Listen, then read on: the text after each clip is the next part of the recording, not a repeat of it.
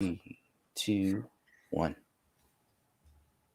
Welcome to DarkDox Digests.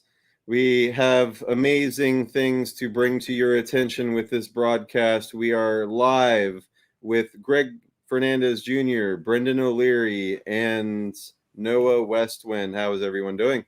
Fantastic. What's up, gentlemen? How's it going? They caught me off guard. I just did this whole epic rant, Yes. and I'm gonna try to recreate it. But anyway, I'd like to definitely start this broadcast out. While I have captive ears before a lot of you people are like, this is boring. I want to say, there's some crazy stuff going on here in Orlando, Florida. We got people in Bash the Fash. From that claim to be anti-fascist, Antifa, as it were, on Reddit. You can go to sacredowls.com and let's actually do a screen share right now so I can kind of like set the stage for like what I'm about to say. And you can go to sacredowls.com. Owls.com. Is my screen on the screen? I don't know because I'm on my screen. Yes, sir. All right, cool. All right, so that'll take you to darkdox.me/sacred owls. And then at the top, I'm keeping this pinned. We wrote an article. So if you tuned into our last broadcast, you saw that we were promoting a pirate fest, which was a very just kind of basic, stupid idea of three bands getting together and dressing like pirates and playing pirate films in the background and sea shanties when the pack up and set up between bands was happening, and just have a pirate themed show. We just the guys thought it would be fun.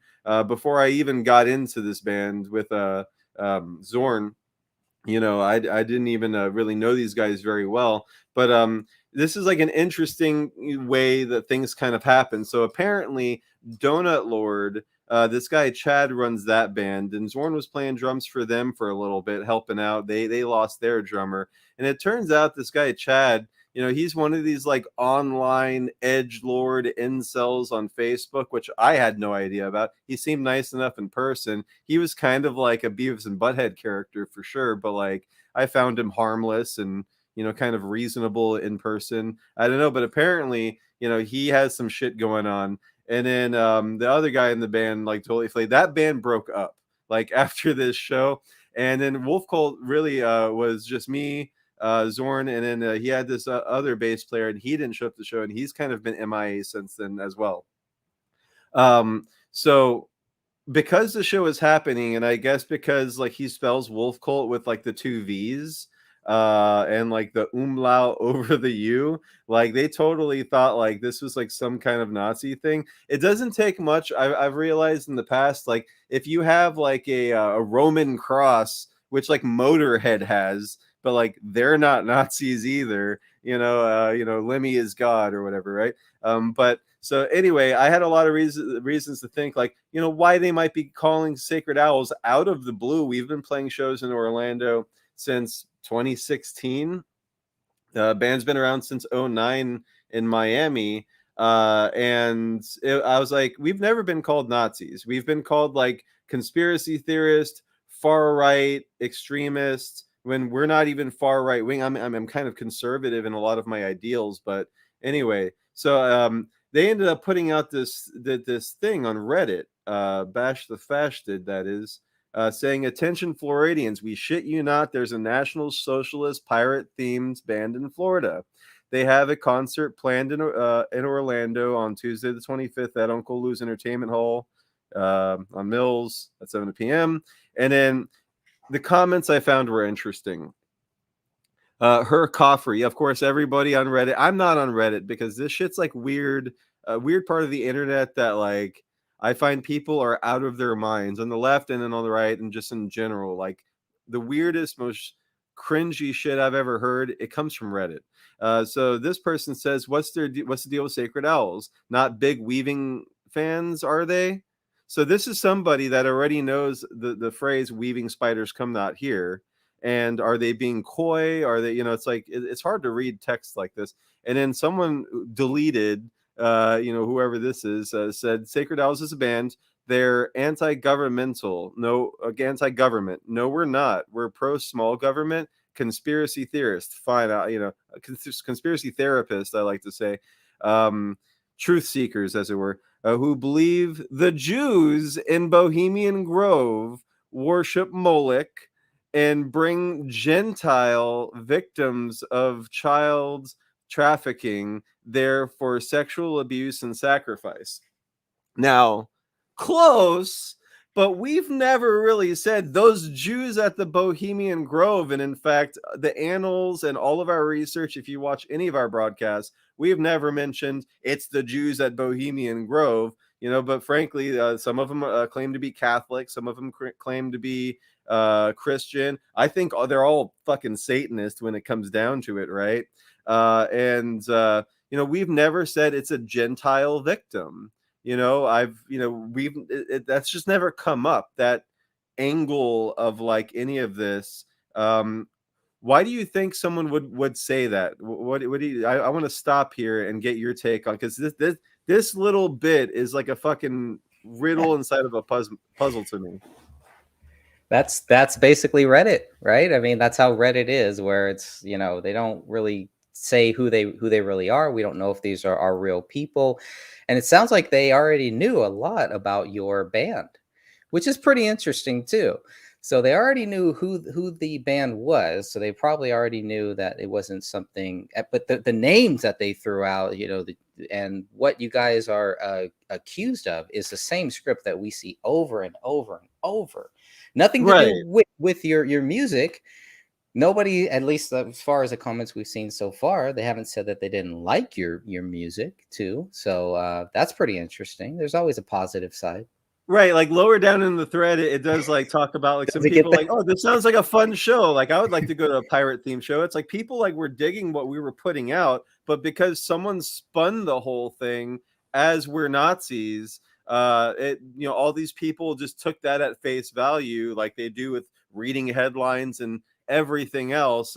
Oh yeah, there's fine people on both sides. That I feel like we're getting railroaded in that similar style. This pugs are death. We could go into how Russia told Alex Jones to do that, because Alex Jones is a former paid employee of the Russian Federation. Like these people, like they still believe the Russia hoax, which even Mueller and all these people have come out and said, okay, no, that was a total fabrication, that was total bullshit. These people are not caught up. And like if we could pull some of that stuff up, I mean that might be beneficial. But and they're showing all their truths and stuff in here, and interesting stuff. They do cite from CIA.gov, from the Abbottabad compound, which is where they found Tim Osman, what's his name, Osama bin Laden. We got our copy of this book. It's a good book, The Bohemian Grove and Other Retreats. That's a great book. Everyone should totally read that. We also found None Dare Call It Conspiracy in that same archive on CIA.gov. So like some of the intel is legit. Cremation of Care without any Alex Jones embellishments. And they show a clip from the Cremation of Care. It's like, okay, but it's like, again, there's no embellishments. If you watch Dark Secrets Inside Bohemian Grove, they kind of like, it was a hidden camera, so it's like angled funny. So like they corrected how they corrected the camera angle. Okay, now you have to look at it and like get a crick neck. That doesn't help anything. And they bumped some of the audio so you could hear it a little better. But it's not embellished. She didn't add things to it. And so that's the kind of disinformation that these operators, like, they try to like interject into every bit of information. When like at DarkDox, we try to keep things like unedited, and show it a bunch until it's like we beat the horse to death. And then I'll start putting out stylized versions of certain things in the backgrounds of other stuff, just for flavor and fun. And I mean, we're building a zeitgeist here. It's what you do. See, damn it, they had to add national to it. Otherwise, they sound pretty fucking rad. Nazis ruining everything. And because you added national? I don't understand that. Well, because the headline on this Reddit is National Socialist Pirate Theme Band in Florida, and we're the headlining bands. So like, are there any National Socialists in this festival? No, it was really just 3 bands, Okay. and, I mean, some could argue that Chad, with some of the shit that he jokes about on Facebook, I've seen some of his posts, and it's like, he is kind of an edgelord and, like, does kind of, like, make jokes about Nazism and stuff, but, like, if you know that guy, you can't take anything he fucking says he's a clown. He pours blood on himself and this and that, which, again, I can't talk shit because in Sacred Owl's Halloween shows, I do that kind of stuff too, but, like, that's their thing all the That's fucking terrible. time. Like, 20 if you see that guy playing live, like, he has blood capsules and he's pouring blood on himself, like, in the middle of summer, so it's like, and I really, I kind of got that out of my system. I love Halloween stuff. I love gore. I love special effects makeup, but I don't even think Sacred Owls is going to be doing any of that kind of stuff anymore. I'm trying to go into more kind of classy, kind of swanky direction with the new stuff we're doing. So I like it. yeah, it's going to be different. But yeah, it's just crazy that, like, they're calling us all of this stuff. Meanwhile, here in Orlando, Florida, this is from band.video. I have the full video, which I might play some clips of later if we don't have anything else going on. It's like 20 minutes long and it's from Gab. And it's like their full thing. This is like just a short little analysis. There's no audio.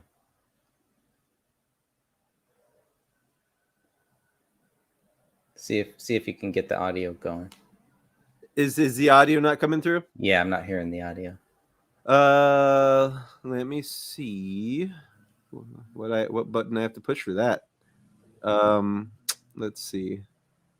Settings, audio, microphone, speaker.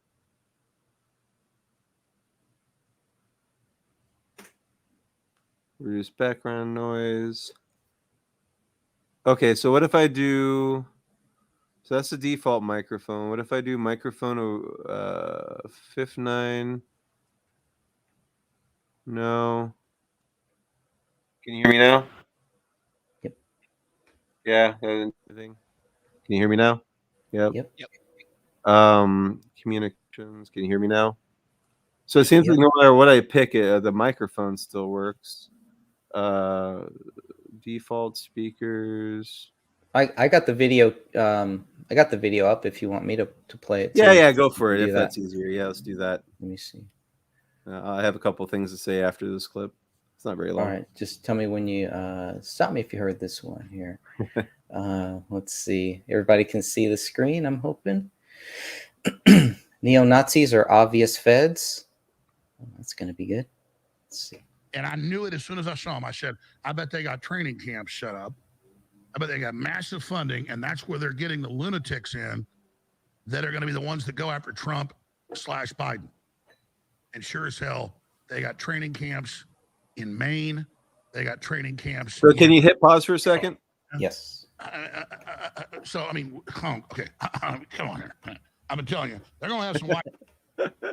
Alex is great. Come on. White supremacists killed Biden. All right. So in that little clip there that they showed, that's I mean, right on Maitland Boulevard here, and just north of Orlando, Florida. I'm in Longwood, so I'm just south of that, right off the I-4, right off the highway, like 10 minutes from here. And it's funny because that's right down the street from the JCC, the Jewish Community Center, which my son used to go to preschool at. And they show up there pretty often, but like they're pretty slick. They never say that they're going to do it. And then they'll just show up and do it. And then they'll be gone like before anything. And the funny thing is that at this most recent one, Laura Loomer was there. That guy in the background with the tattoos all over his face, that they have another video of him saying that the Azov battalion over in Ukraine, those like Nazis that are fighting for Ukraine against the Russians, he said like that shit's all CIA, and he knows because he's been involved in ops before. This guy's like, he has a record. He's been in and out of a bunch of prisons and shit. And it's interesting because he's like full disclosure about all of it. He's not really trying to hide any of it. I want to look into this main frontman guy because he is a odd fella, and he's just saying all kinds of stuff in the full video. And I mean, so these guys, they showed up. They marched all over town. They were in front of Crane's Roost, which is like a big lake next to a nice part of town with like a movie theater and a mall and all kinds of things. And people were saying like they do this pretty frequently. So I want to like see like when they're doing this, because I want to show up and film them and and let them know like they have a right to do it, right, because of the First Amendment. But it is awful speech. They're calling people kikes. They were like, they weren't being violent, but like they're just screaming at everyone around. And of course people are driving by and flipping them off and this and that. But like what this shit does when they show this like show of force with their black Nazi banners and stuff, and everyone there is like wearing ski masks over their face except for like Boneface and the one other guy, which makes the whole thing seem like some kind of weird, like it's like a scene from the Teenage Mutant Ninja Turtles where you have Shredder and then you have like the two like big main guys that they show their face, and then everyone else is a foot soldier and shit. It freaks people out. It's fucking terrifying. So it's like I'd like to go out there, and frankly, I actually joined one of the Bash the Fash discords and whatever, as like a someone that's more left of center or whatever, just to see like what these guys are up to too, because again, they're committing crimes too. There's a bunch of Nazi graffiti on all of like the gay we have a bunch of gay murals on Mills.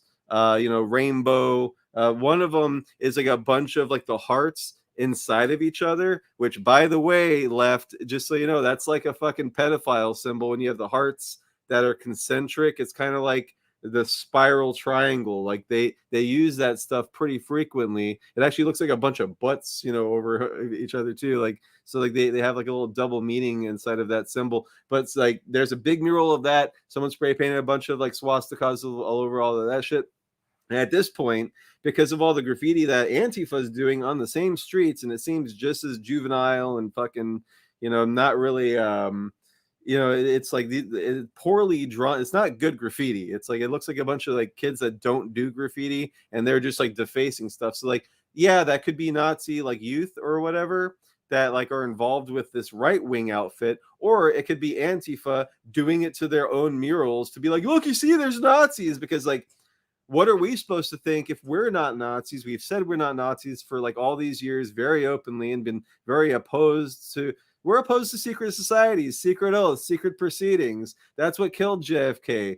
These, far right wing groups and stuff that are wearing masks and all organized, and they have their like little 88s and they're doing their Sig Heils and shit. Those guys are a secret society. They operate in clandestine activities like this one that just happened. They just show up and do these like things. And it's like, we should start doing that. We should, the Sacred House should just fucking set up and start playing somewhere. And if like the cops give us a hard time, it's like, you let literal Nazis fucking do this. We have a right to fucking exercise our First Amendment and play live music against the New World Order, promoting peace, unity, and having everyone come together and all of that. That's what we've always been about. Black, white, gay, whatever. We don't care as long as you're not grooming children with like sexual stuff.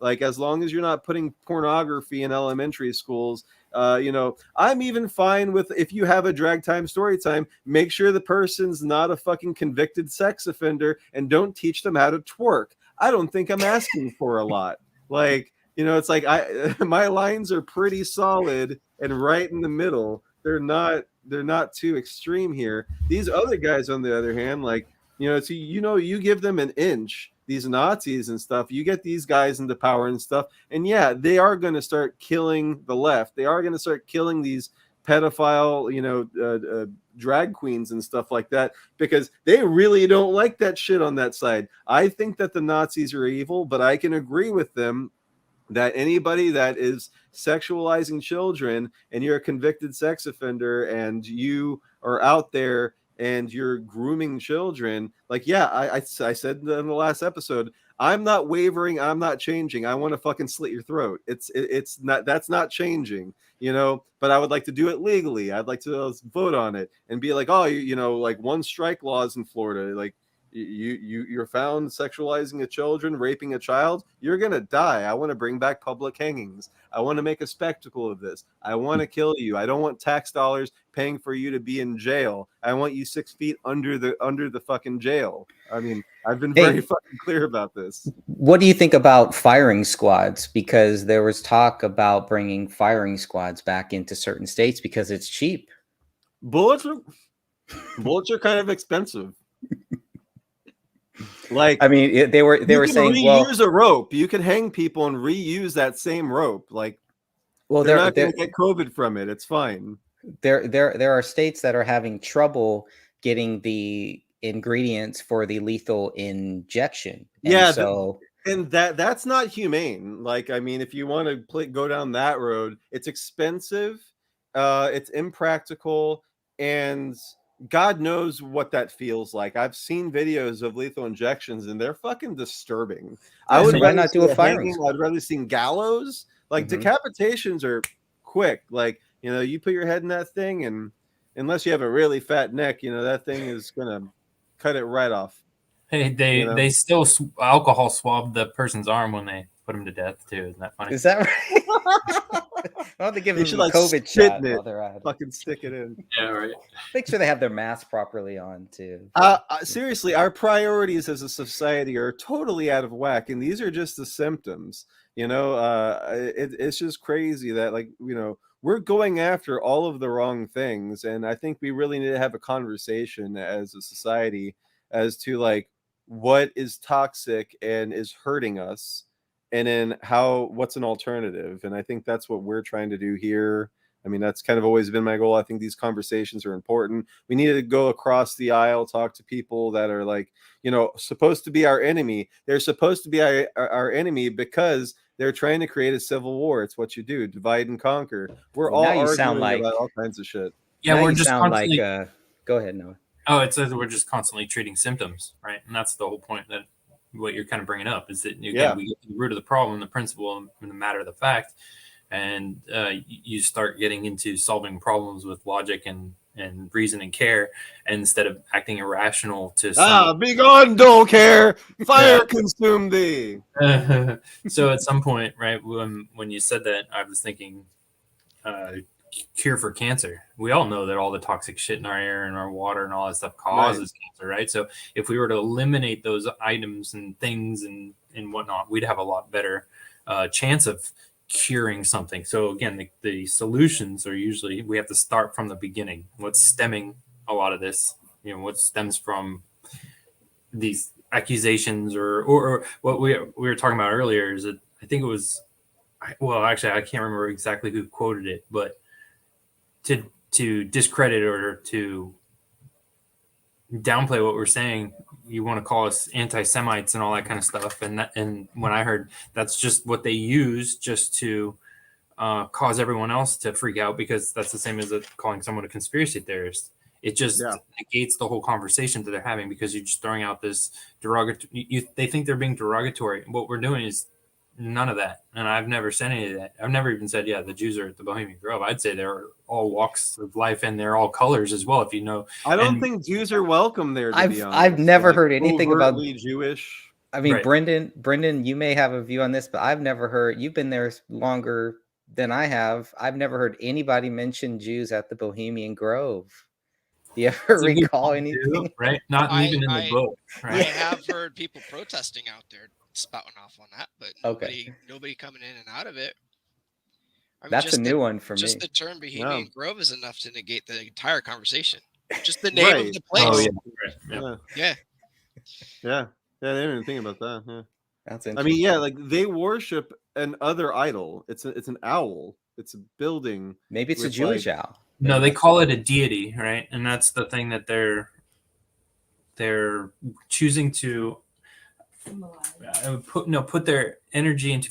How do I appeasing, or somehow it gives them energy or gives them power, because this wise owl that is silent and in the dark, it's just bizarre, right? And you read their books, and I've been skimming through a lot of them, and they're the first chapter in the first volume says we're going to use severely parliamentary language. in these documents. So what they're saying to me is that they're going to make it, they're going to show these things as plays, right? That's what they talk about. The 4 pillars is that they have to have art and drama and whatever, but they were drawing in all the wealthy journalists and all the people that own the newspapers and all the stuff, the publications, so they can, in my opinion, start forming and creating stories and narratives. Because when I hear that the government passed another act, I can't help but think it's exactly that. It's just a stage. Because when I was arguing with Janelle the other day, is that we had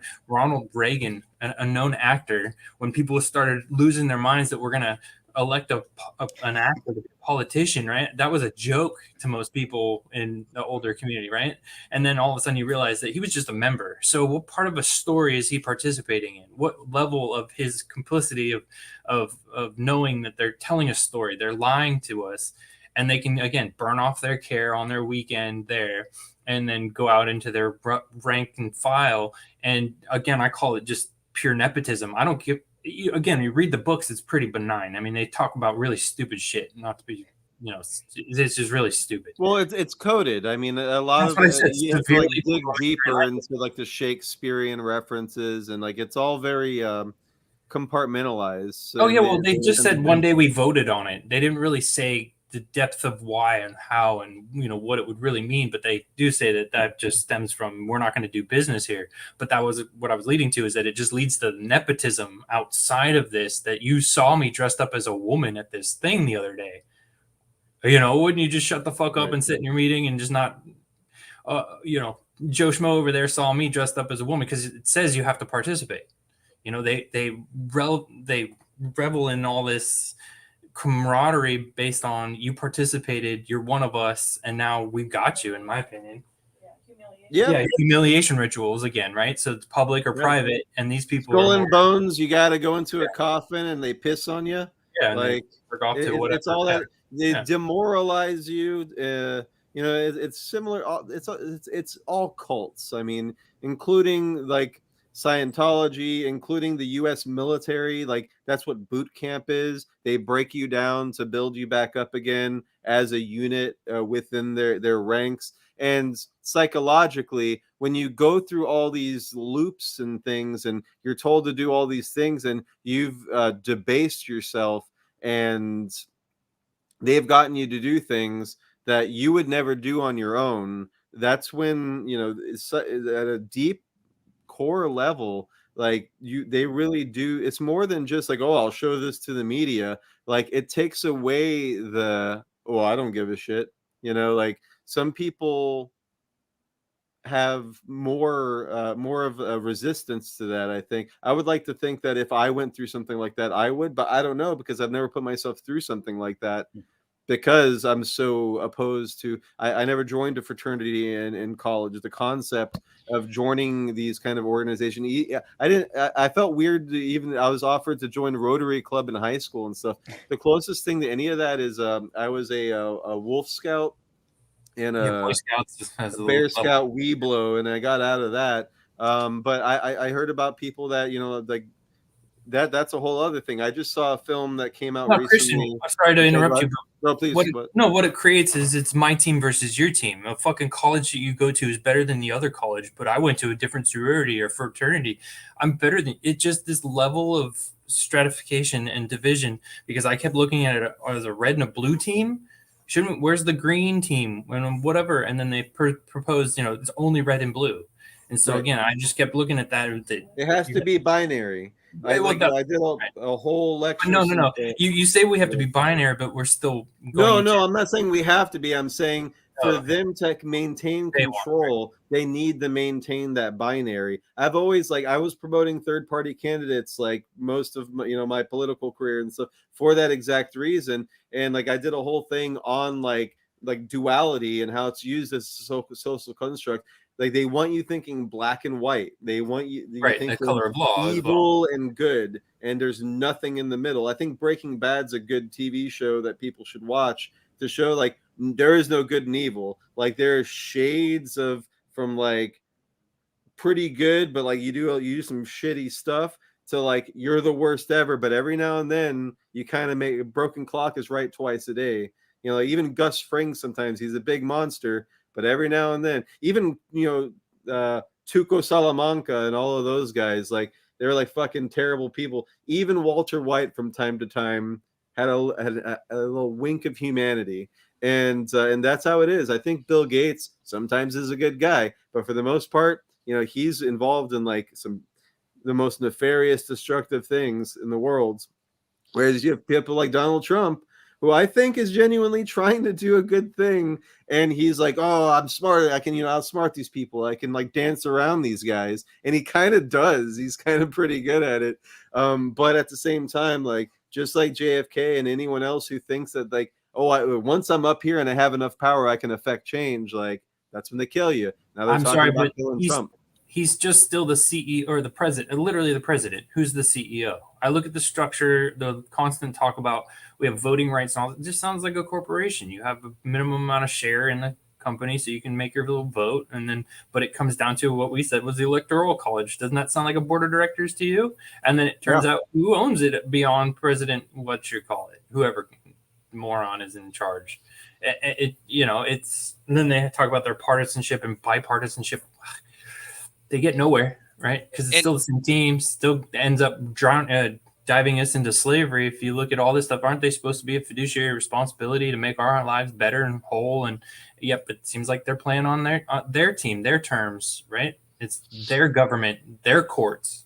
It's my law. Blah, blah, they make blah. it seem like it's we the people. This is a democracy. It's not a democracy. I wasn't we that signed it, so whatever. Go ahead, Brandon. In terms of fraternity with the Bohemian Grove, Henry Kissinger is famously quoted as saying that Lojinks it's the greatest aphrodisiac. It's in a great biography of him. This year we were there on the day of Lojinks, and we had a good insider. We will never give up our sources. Reach out to us. Kissinger on that day delivered a Lakeside Talk on the day of all the drag show partying up. And it was called The First 100 Years. He turned 100 this year. So whatever the hell that means. Wow. It is fraternity. 100%. This whole country is. Yeah. And then they make it seem like I'm sick of all these liars. I mean, I know it sounds so basic, but it's just like, we're not trying to lie about anything. If I'm wrong about something, like, please, like, come to me and be like, hey, you're wrong about this. Like, look into this, and I will genuinely look into it.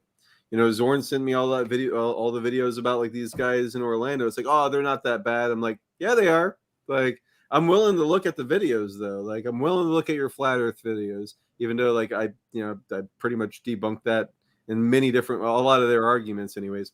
I'm still willing to look at new stuff. What do you think is right there behind me? Flat Earth. It's flat Earth. I'm kidding. That came off of a printer, you see. I'm kidding. I'm just kidding. But I mean, we need to be able to talk to each other. Like we need to be able to do this, and it's annoying to me that people that claim to have like virtue and they virtue signal very loudly about things.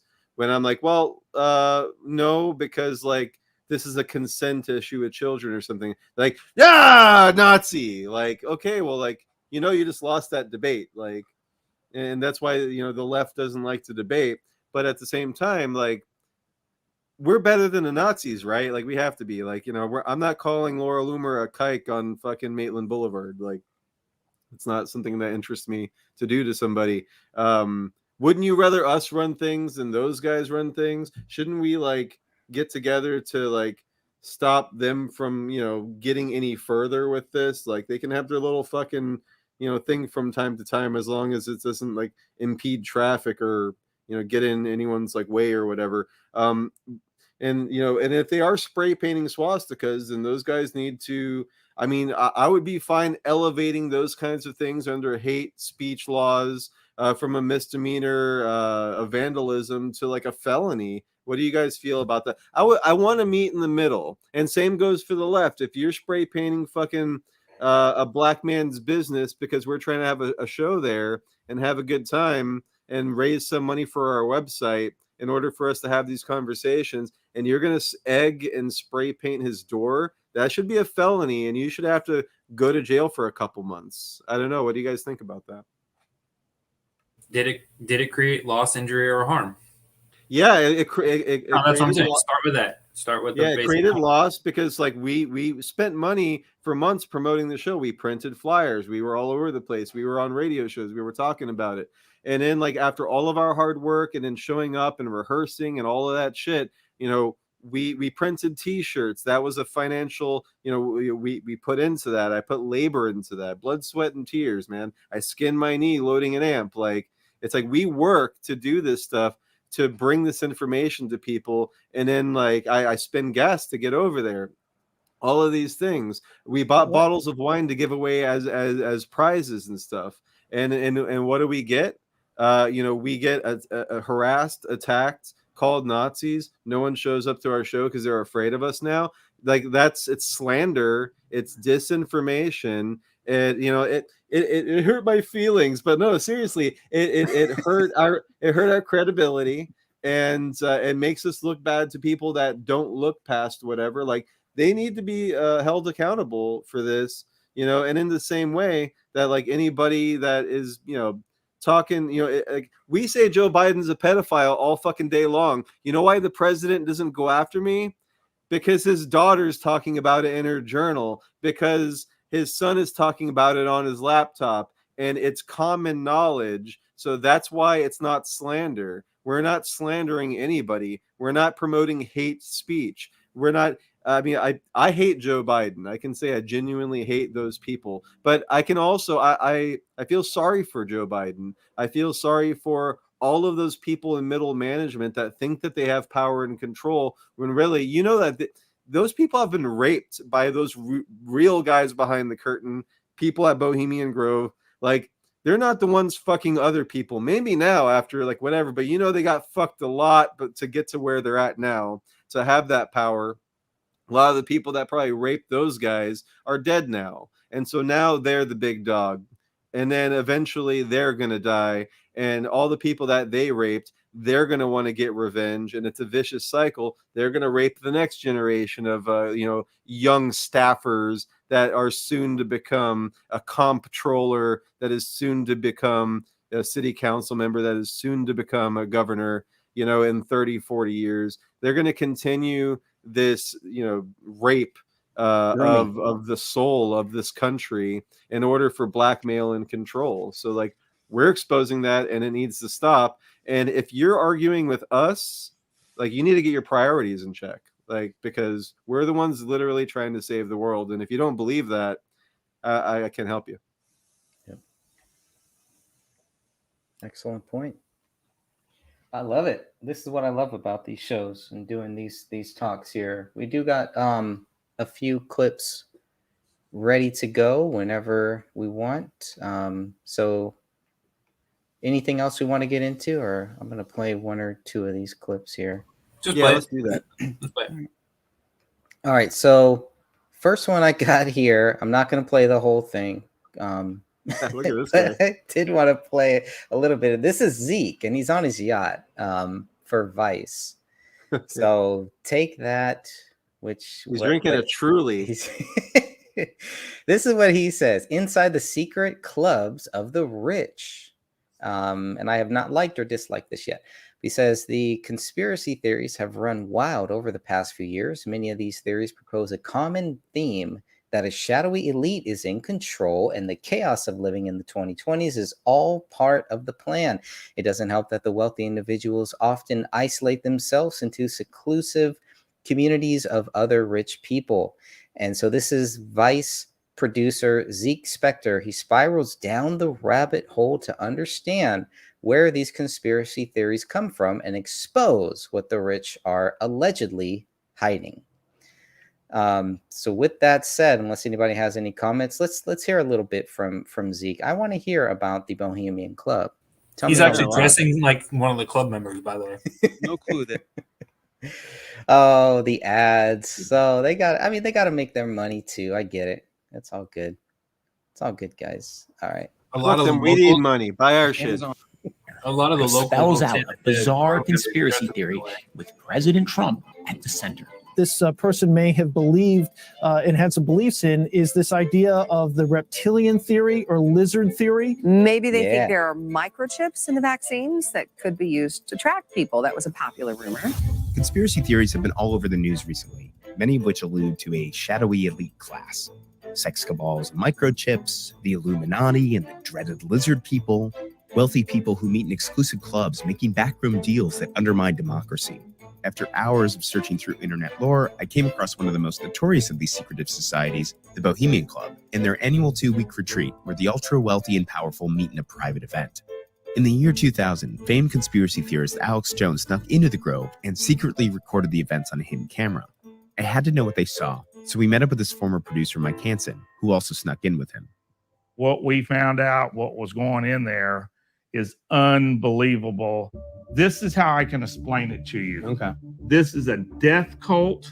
This is not anything to play around with, folks. This is a 40-foot stone owl called Moloch. And these people that are doing the ceremony dress up in robes and hoods, and they bring in a child and they set it afire. A real child they bring in? I don't know. Okay. If somebody told me about this, I would have said, you're crazy. Who are these people?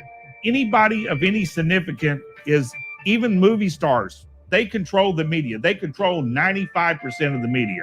It's what you call the New World Order. Right. They're setting up a New World Order. You are the cattle out there. You know, you are the slaves. They want enough people to live on this earth just to be able to serve them. 10% would be enough for them, where they can enjoy the earth and kill the rest of the cattle off, and the rest of the 10% can serve them drinks or whatever. You try to get a story about Bohemia Grove out there, you're not going to get it.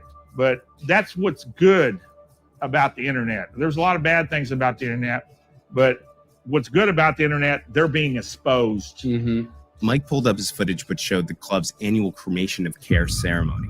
How do you get to the I'm not yeah, you can go back to the YouTube. I don't know how to use this. So. Okay, I got you. Okay, get to the internet. Yeah, Go yeah. to this is a 40-foot stone owl called Moloch, and this symbolizes the devil. So you got people that are running your government and all your movie stars mostly. They are worshiping the devil, and they are sacrificing a baby in effigy. What sane person does this? Would your family do this at a family outing? As it turns out, I might have had family who would do this. During the course of making this documentary, it came to light that a direct ancestor of mine was a prominent Bohemian Club member. I found his home recordings that showed what I think is a dress rehearsal of the same ceremony Alex Jones and Mike Hansen witnessed. This is never before seen footage of the Bohemian Grove. This performance they put on is called the cremation of care, and this is what Alex Jones and Mike Hansen saw and recorded. And they, at one point, burned something. Here, there's a body. They're pulling a body out of here. I mean, a fake body, I think. I mean, look, there it goes. Boom. And then they light it on fire. Mike Hansen believed it was a baby that they were burning, but this one looked like an adult body, whatever it was. I don't think they're actually burning a body, but it's just kind of weird, right? Even the thought of burning a body, like, why are you burning a body? What's the, what does that symbolize? It's just kind of eerie, You can see they've got some ping pong tables. That's kind of cool. But this makes me also think, I work in the media. I've got descendants to the Bohemian Club. Am I part of the New World Order? Am I an unknowing pawn in the New World Order? What can we do as concerned citizens to pray to God that the information comes out where everybody will have the knowledge to be able to do what it takes to fight these people. That's what I do. Dear celestial being, which I may not believe in anymore, but I'm starting to believe in because things are getting so weird. Give me the strength to travel to Bohemian Grove to expose the evildoers who are rearranging our world into some sort of new world order Okay, so I think you get the idea. This is great. Now, It's very interesting. Somehow he's now a winning participant in this, yet he didn't join or was never initiated. So, but he's just partaking in it somehow. I've got a few questions for you guys, because please. this is one of the things with with these groups like this. So we always hear about, right? They're always doing some secret meetings and everything, but the Bohemian Club is doing something out in public. What other group? Because I was thinking when he said, what is the, looking at these public groups, the most popular ones, et cetera, et cetera. We hear about Skull and Bones. We hear about all of these secret groups, but this is one that is boldly doing this out in public. Sort of. Is there sort of okay? Are out in public. Sorry, this is Yeah. Janelle. No, go ahead. So I have heard that similar, and there's probably a lot of overlap with these groups, I imagine. But the Freemasons, the higher up you go, you sell your soul to the devil. So then it curses the family for several generations. I need to do more research to validate how many generations, but many judges and whatnot, they climb that Freemason ladder, and then they are literally selling their souls and their family off. And that could be what he means. I don't want to assume, but that's a possibility.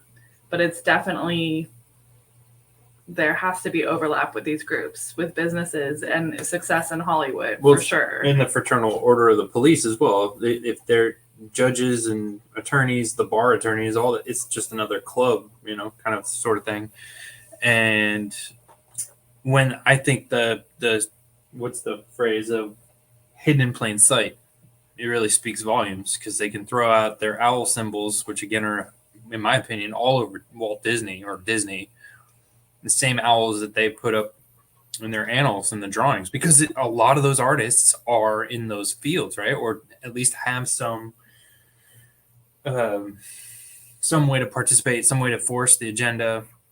And if you look at what most have been talking about, I think these people that were meeting in these clubs early on in San Francisco in the 1800s, middle of 1800s, they could have been doing things that were against the cultural norm, aka homosexuality.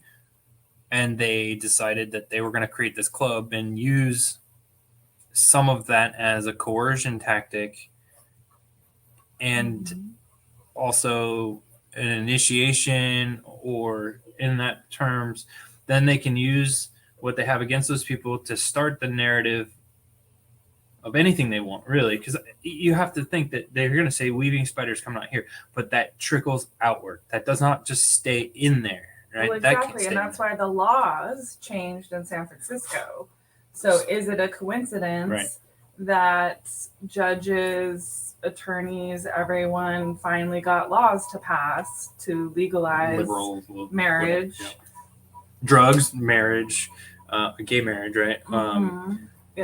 Sorry, gay marriage. I mean, all the SB And to 277, the normalize it vaccinations and stuff in society. And then now the trans movement, because they won all of those battles, so to speak. But it goes back to that binary thing. Isn't what they're doing? Split. They're being transsexuals. They're being, they're being transvestites first, right? Yeah. When we were growing, in my opinion, I'm almost 45.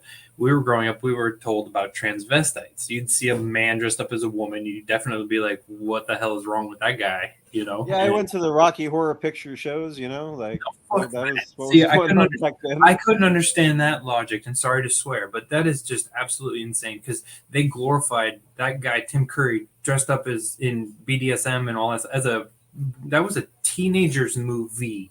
I don't understand. That was all over high school. What? I remember that. Yeah, people liked it. Right. I could no, and I hate music. Yeah, they would do the things like where you'd have these troops of actors that would take over a movie theater. They still do it here at City Walk at Universal during October. But there was a big one down in Fort Lauderdale that when I was back in high school and stuff, like all the cute goth girls were going, and they're like, come on, it's fun. And so I was like 16 going to these things. I'm like, it's fucking weird. Like, what is this? What is this movie? And Meatloaf is in it, and there's a lot of good rock and roll. What's strange too, Meatloaf is in Fight Club, right? He's bitch tits. His name was Well, what was it? no, that's we were talking about His the name was nepotism. Robert Paulson. Right. But this goes back to the semi-nepotism. What Janelle and I had Yeah. a conversation of the other day is when you look at an Adam Sandler movie, who do they hire? Their friends. Yeah, you see all the You same. got to start all that, and that there's a ripple effect for me and all how that plays out. Because again, you turn around and you can't just imagine why are the four of us on the call, right? Because this is who we know. These are our friends, right? You can't just get a random stranger to just do a movie. You have to know that they do believe in the same things. They had the same type of outlook, comedy, whatever you want to put in the terms of they're your associate.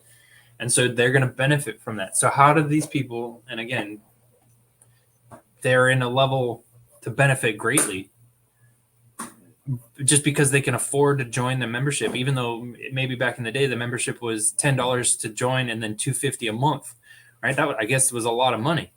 Mm-hmm. What's it at now? Oh, no. $3,000 or something? I'm not I can probably find out through someone I just met. It could be in the tens of thousands of dollars, right? $25,000. I don't know what it is right now. Or the fees get waived for Participation, favors. right? Yeah. Who knows, right? Yeah, like if you just became a hot celebrity and like they know that you could sway influence, you're gonna get that invite. You don't have to pay shit. Oh, you'll get the invite, right? But then you have to be sponsored by someone, right? And that sponsor has Sponsored to by two people. I bet it doesn't even matter though. Like sometimes, like it's like if you're in and you're powerful, like you're in. That's it. But So wait, so you guys saw Newt Gingrich and you saw a couple other people. I swear to you, we both looked at each other and said that was Newt Gingrich. Yeah. And Okay, even but though, are they members or guests? Do we know? let me get my book. Hold on. So we saw Newt Gingrich go in Mhm. for sure. We talked to many staff, and a lot of stuff was repeated about other people. So I'm pretty sure this is a small list. Just do what we can. We just go there and stand and take pictures and talk to people. And this is what we could get to, guys. So Henry Kissinger gave a lakeside talk, first 100 years. We saw Jeb Bush drive it. Karl Rove was there. I'm sorry, we saw Newt Gingrich go in. Jeb Bush was there. Jerry Brown, former California governor, was there. It's backwards, but there you go. Mickey Hart, I saw him drive in, drummer of the Grateful Dead. Wow. Gordon Biersch, beer maker. He's been there several. He was there last year. He's there a lot now. Mm-hmm. This is our small list of people. Just by going and talking and being there. What if more people were interested? Why are they so public? Why are they okay? Do they just think, hey, it's not a big deal? I mean, you see, we keep hearing about these secret societies, but this is not really. They're not so secret, right? They want. I know. us I have to a hard know. time with that. I do, and I also look at it as like an inland Epstein Island, right? It's known.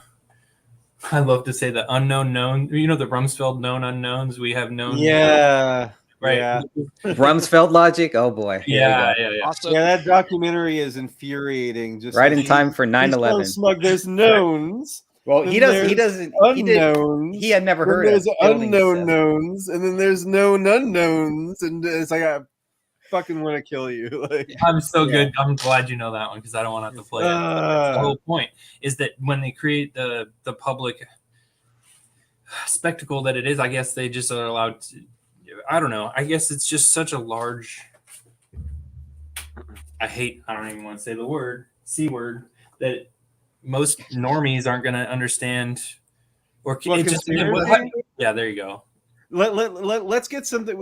This is a conversation we haven't had, and I'm not going to harp on it. But like conspiracy is a big. This is all spell casting, right? This is all like spelling. It's witchcraft. We use words and we manipulate them. They have meanings, but like they're weaponized. And if you really get into like the psyops and MK Ultra and all that kind of stuff, like they weaponize words in a way in information warfare that like people use the word conspiracy wrong. They're like, oh, like, I believe in, I've seen a lot of conspiracies, like, but what they mean is that they've seen a lot of theories about a conspiracy.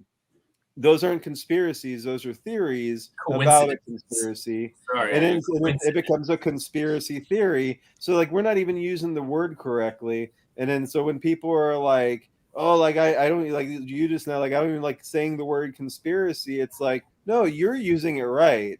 It's everyone else that's using it wrong. I agree, though. We need to stop using their nomenclature and lexicon. So, what can we replace it with? Inconsistency. You know, we need to play into their hand a bit, because then either we start to own it. Yes, I'm a conspiracy theorist, but we need to counter that better, because I completely agree. Yeah, so because that's the thing is do we use, and that's what we need to do a better job of. And I think that would help convince more normies if we can get better word. I mean, some words are the word. Like a conspiracy is when multiple individuals get together behind closed doors and conspire against somebody else. That's what it's called. There is no other word for it, and that's so we need to like the left does, just make up words for shit. Like I was reading I was reading a book on 911 by David Ray Griffin, and I was still kind of new to the whole 911 thing, still kind of new to everything, and just trying to learn more about 911, what happened with 911. And he that's what he basically said. He said, what a conspiracy is just when two or more people conspire. It's like, wow, well, even by that logic, the official 911 theory would be a conspiracy theory. I'm going to cut you off. Why do you call it 911 and not 9/11? You know what? I have no idea, because the book that I wrote is called 9/11. Yeah, I know. It's tomato, my friend. I see a lot of people in the 9/11 truth movement call it 911, and it's confusing to me, because when I hear 911, I'm thinking like calling the police in the United States. But that's in the U.S. I know it's 999 in Europe. Sorry to interrupt. That is exactly what it is. If you get into the numerology and the satanic worship, we were just watching a special the other day about this. Right. That is definitely tied together. There's, again, no coincidence to it. Right, it's 1-1 twin towers, and but it's interesting because it's more than that. It gets into the satanic worship. Oh, you were talking about Mark Passio's video, right? And they use a lot of symbolism and numerology. Oh, yeah. September 11th has been used for blood rituals way back, thousands of years, and it's it's symbolic also between it creates a balance, because there's 9 and 11, so it's one more and one less than 10, and there's a lot going on there. Well, Christian, why is everything turning to X? 10 is the completion number, right? Then why did you have X box, Twitter, right? Yeah. Twitter turned to X. Everything's going black. Xfinity. Now they're in 10G. They haven't even gone 6G. They went straight from 5G to 10G. And then the 2020. Dude, that's weird. Whoa. Oh, dude. And then you have the that's like going from Windows 8 to Windows 10, right? Correct. Yeah. Right. Again, Yeah. that's right. So they're skipping numbers. They're using X as a completion number, or it is they're finalizing something, in my opinion. Or it's a sideways cross. Yeah. If you look at the Xfinity symbol, especially, it's so blatantly obvious. It's a tipped over cross. Right. Yeah, tipped over cross. I haven't heard. There's a sacrilege to it. I do. Oh, why does X come together and actually form the Masonic angle? Right, the compass and. Oh, here's a fun one. It's a pyramid that's also reflected as above, so below, like on the reflecting ponds. Right. Well, one of the bottles that came from the Grove that we were looking at has the pyramid on it, but it's called Nembutol. Okay. Yeah. And then what's the effect of Nembutol? It's putting people in a deep coma. And in the back of the book, it says that's what the bohos start with. They drink their Nembutol and then they move up to wine and whatever. So they start by comatosing each other, essentially. Right. And when something is supposed to be not for children, it's X-rated. True. When someone dies in a cartoon, you have X's over their eyes. X's over their eyes, right? Yeah, that's a good one. Yeah, it's an emoji for a butthole. I've never heard that one. Yeah, I'll it's take like your a word for it. Paris badge, you know, like an asterisk. I gotta say, in regards to conspiracies and what we just saw in that documentary, and Mr. Hansen, not to speak ill of anybody, but the bad light that kind of sheds, just the excitement and the I gotta convince, they're sacrificing babies in there. We know for a fact that there are several frames that they use. The prop body, that's not the same one that gets burned. Yeah, The I've seen a frames- child one, and I've also seen the adult. I've never seen his footage before, so I can, almost believe like that is his grandfather's, and it's unreleased footage because I haven't seen that exact video. I've seen very similar ones from that period, but yeah, throughout the years, it seems like they've had a full size body, but I've also seen one like they go into great detail in Order of Death from Alex Jones, where like they had like a scientist that like was like his focus was in human anatomy, and they were like the proportions from the knee to the whatever they confirmed was that, and you can see it like the head was way bigger than the anatomical scale of all the different limbs to the head and all the ratios and stuff. You could see it was a baby. Like Care is supposed to be a child, and I think I've even read in some of their publications that the reason why is because as you get older, you lose that naivete that you have as a child, where like you care about all kinds of stuff. You really stop this from happening when you're a child, and as you get older, you become more calloused, and you're like, it's just the way of the world.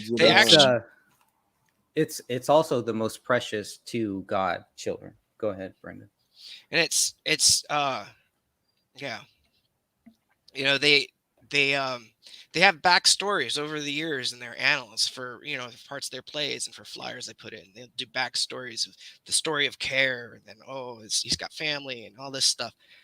They state in their journals, in their annals, that it's specifically a reflection of the real world of all responsibilities. It's you, me, everybody else they're burning up. It's everything, so they can justify their camaraderie and their social climbing and their club. That's what it is. And we've gone through so much documents, so many books, everything.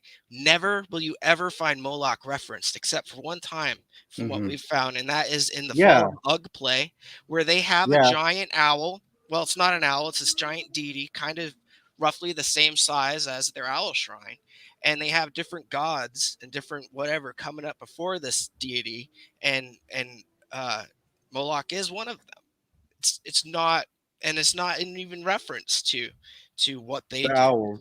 Yeah, right. their owl, the owl of Bohemia, the owl of Athena, the owl of Illuminati. That's the owl, and we've talked to the orchestra leaders of the Cremation of Care before. I mean, it's Alex Jones really did a number there, man. And the thing is that was really crazy. crazy. And Alex Jones on his show has said many times, some say it's Moloch. I've said it's Moloch in the past, but actually, they call it other things. It's complicated. And I think that a lot of people at our point that have like researched this stuff like ad nauseum, like and have had this conversation, I think it becomes a layman term to call it Moloch, because Moloch worship it's a bull typically, but it's the same thing. You sacrifice an effigy of a child, a bound body, to an altar in front with the flame. I think even in the Moloch version of this like ritual, in Baal as well, they have the lantern too. The lantern is what carries the torch to the altar to burn the effigy. So like they're all kissing cousins. In terms of the occult, they came from these are all bastardized versions of a sort of cremation of care. You could say it's even synonymous with like the Aztecs and Quetzalcoatl, and and some of those guys showed up at the protest at the gates over the years. the Aztec, worshiping people that are angry that they're appropriating that kind of stuff and they're getting it wrong. The people at the Grove have no regard, I don't believe, or any respect for the things that they're toiling with. They're just fucking around. I honestly believe that they're a fraternity of a death cult of people that they are making fun of things that already exist. There's a good depiction, a classical depiction of someone handing the baby with, you can see the flames coming off of the side, to Moloch, which is more of like a bull, kind of looks like a dog. Whatever, like they're playing music as they burn off something, which aka a child. The Aztecs and the other Mayan. Oh, did we lose you? Oh, you're back. Me? Yeah, you trailed off there for a second. Yeah, let me look at my video real quick. Yeah. This is from 1881 was one of their original depictions of the Grove, cremation of care, right there. It looks like the Maui fires right there. Oh God! But to think that they did this trek up to the middle of the forest in the 1800s in their giant redwood tree grove there, that was some effort to hide themselves in this grove. I mean, I know it's not a super clear picture, and I'll try to do better later, but no, I can see it. Yeah. We go through, and they've erected this owl. That's a great painting of it. In a way to, I don't know, how do I put this? They don't, again, Brendan's right. They don't call it Moloch. They don't really have a name for it. They have it. Well, it's Owl of Bohemia. It's in the cremation of care ritual itself. Owl of Bohemia, we beseech thee. They beseech the Owl of Bohemia. They're in the Bohemian Grove. That's their. It's pretty fucking straightforward. That's what was so crazy about reading Mike Hansen's book, is that that's one of the early things that he says is he makes it very clear. This is not Moloch. There's no proof that this is Moloch or anything like that. Mike That's the first time that I heard that. Book, but then in the video he flipped. He flipped. It sounds like that's unusual. I mean, that's in the actual book. That's very early on in the book. Go ahead, sir. I've got to run. It's been really good. I'll talk. No, okay. I apologize. Thank you, my friend. We shouldn't drag this out too long, but yeah, definitely. Yeah. Awesome. All right. Well, there goes Brendan. So I think we beat that horse to death. Well, here, let me read part of this. It just says, these are the annals of the Bohemian Club, the subject matter being its own history, set forth in writing and pictures by its own members. Although about the latter, there is much to be said. The laws of the club provide for a historiographer whose duties, as embodied in the Constitution in severely parliamentary language, are to preserve all documents and maintain a record of all matters of interest pertaining to the club. Now, it is well known that being a Bohemian, no one of the many historiographers appointed by the directors has ever done any of these things, nor does it appear that anybody ever expected that they would. As a consequence of this singleness of purpose, much of the early history of the club is lost in the obscurity of the past. It is true that many old members can and do recall on the slightest provocation memories of this period, but they are so largely personal as to be unserviceable. Nevertheless, insomuch as it lies in the power of one man, who, as it were, takes his life on his pen, where he presumes to sift and winnow out the grains of truth in such a field of contention, that these are the annals of the Bohemian Club. I mean, it's just, they're going to document it. I don't understand how and why, to Christian's point, why it's so public. But that's what. Well, they didn't want it to be for a long time. And clearly, once Alex came out with it, they had no other choice. They were on damage control. They all of a sudden had these like weird guys showing up on CNN talking about, I don't know, dude. The fact that I was allowed on the property in the 90s because of one of their events allowed the members and the associate members to bring family and women and children to the property. Yeah. Now, to make that public, that's a level of publicity I wouldn't expect. And yeah, then but again, it's the members and their families and stuff, and I think it's like they're gonna want to bring the immediate families of members in order to continue what they're doing. I can They, understand that, right? But I would, yeah, I mean, I'm not going to say I was ever approached because I haven't, because I won't be. You know what I mean? I wasn't married, and we were married into the family, but the level of knowledge that I have that it exists and the things that tip me off.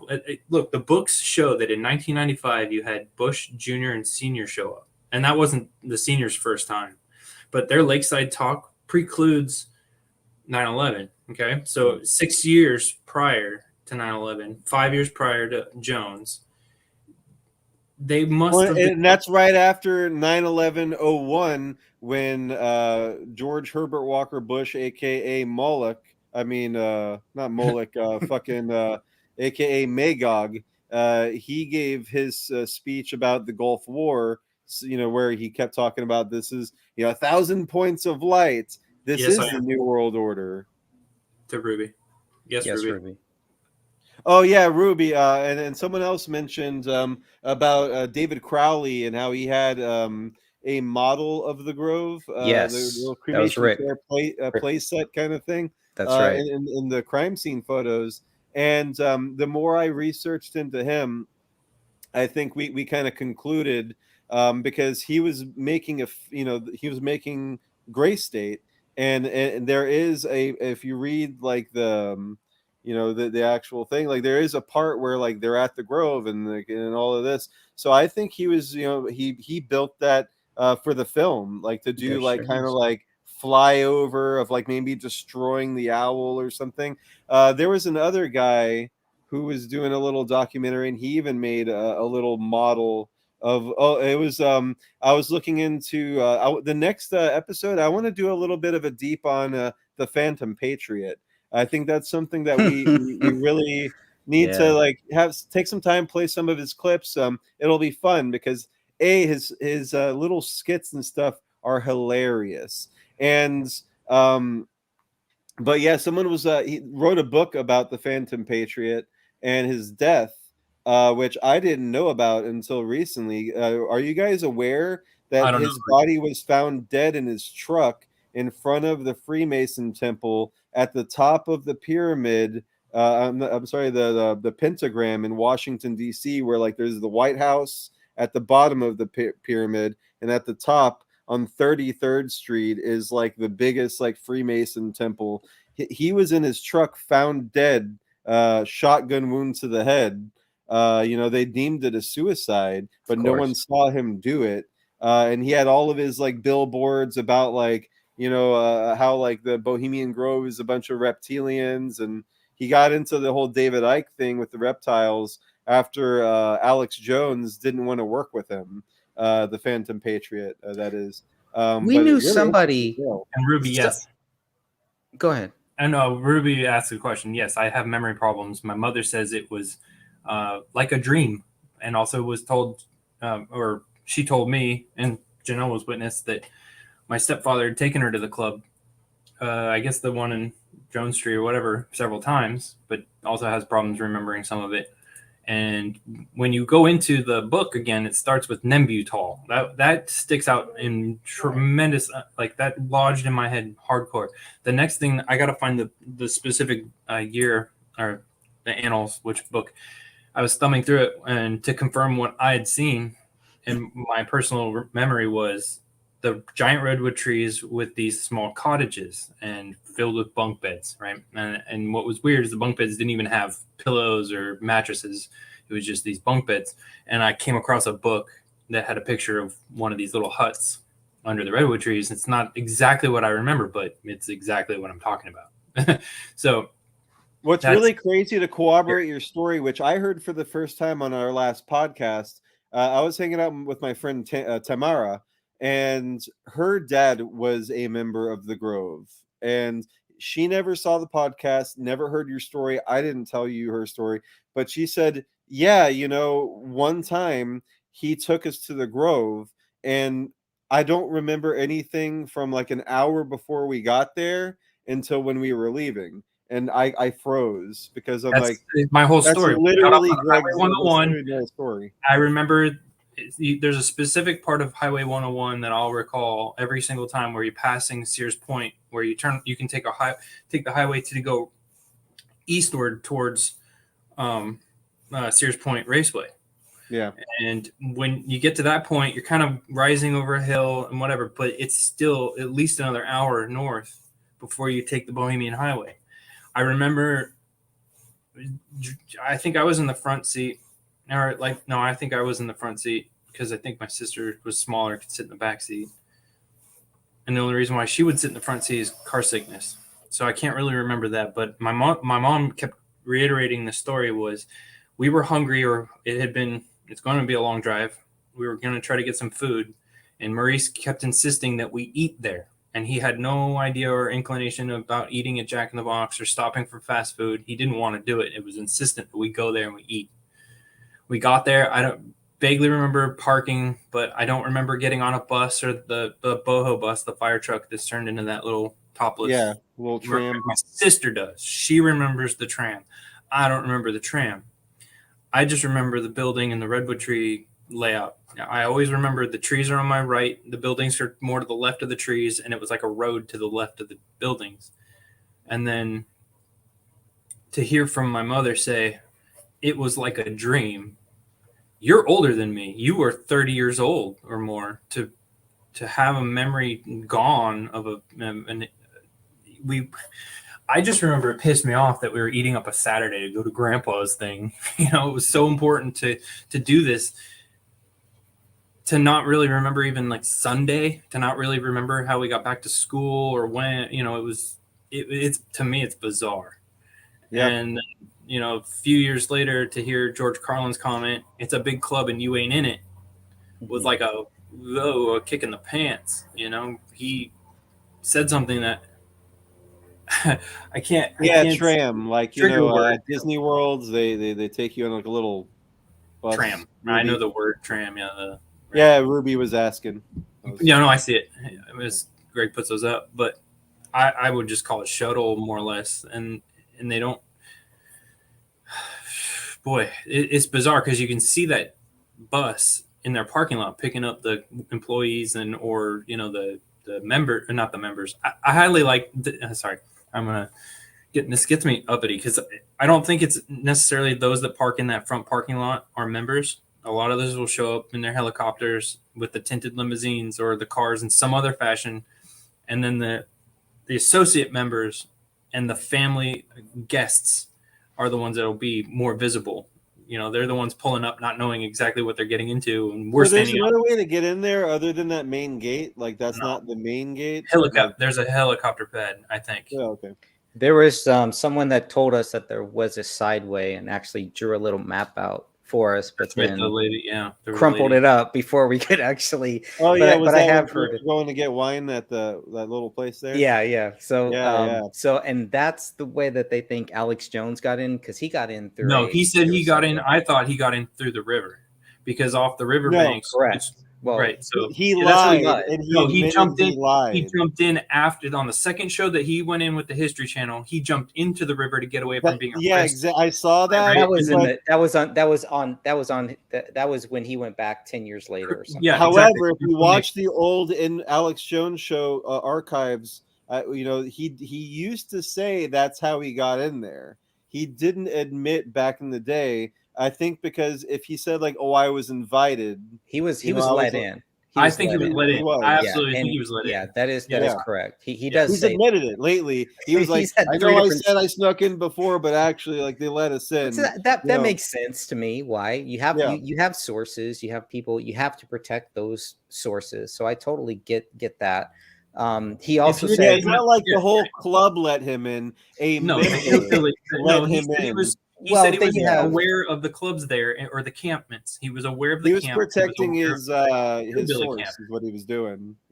Yeah, that's what it really sounded like. And when you not talk to Mary Moore, but when you listen to some of the Mary Moore things and how anti-Alex Jones she is, it makes me wonder if she was maybe one of the people that helped him get in. I think there were multiple people that helped Alex Jones get in. I could be wrong. I don't see it because she seems like a gatekeeper. She is definitely. a practicer of the occult. She is a witch, and she's with those whole Resurrection of Care people, which are all witchcraft, white witch, liberal, Democrats, socialists. They, so they have their whole, and those guys aren't welcome at the Grove either. I do think that the Grove, at the heart of hearts, is neoconservative. There's neoliberals in there, like Bill Clinton, but I don't think he's even a big part of that. This is a small faction that even the Clintons and stuff, like, they're not a part of this. I don't think that much. There's something very different about the Bohemian Club for me, and the fact that they're so bold about being public, that they have an office in San Francisco, that Christian that you visited. I haven't even visited that, and I've lived in California for most of my life here. Those murals are crazy. That, like, they have that weird mural with the bears and stuff. That, like, how come no one talks about that mural? Can you break it down for us when you went to San Francisco, how far you got in, what you saw, if you talked to anybody? Let's play the clip. I mean, we've never really done it on the show. Can I get my my screen going here? Yes, sir. I'll take care of that, because that's trippy. I am going to turn that off and go. I love the inception of how dare you? Yeah. Great movie, by the way. Yeah. It is. So it's on there. I'm gonna try to mirror it in case of audio issues too, but oh yeah.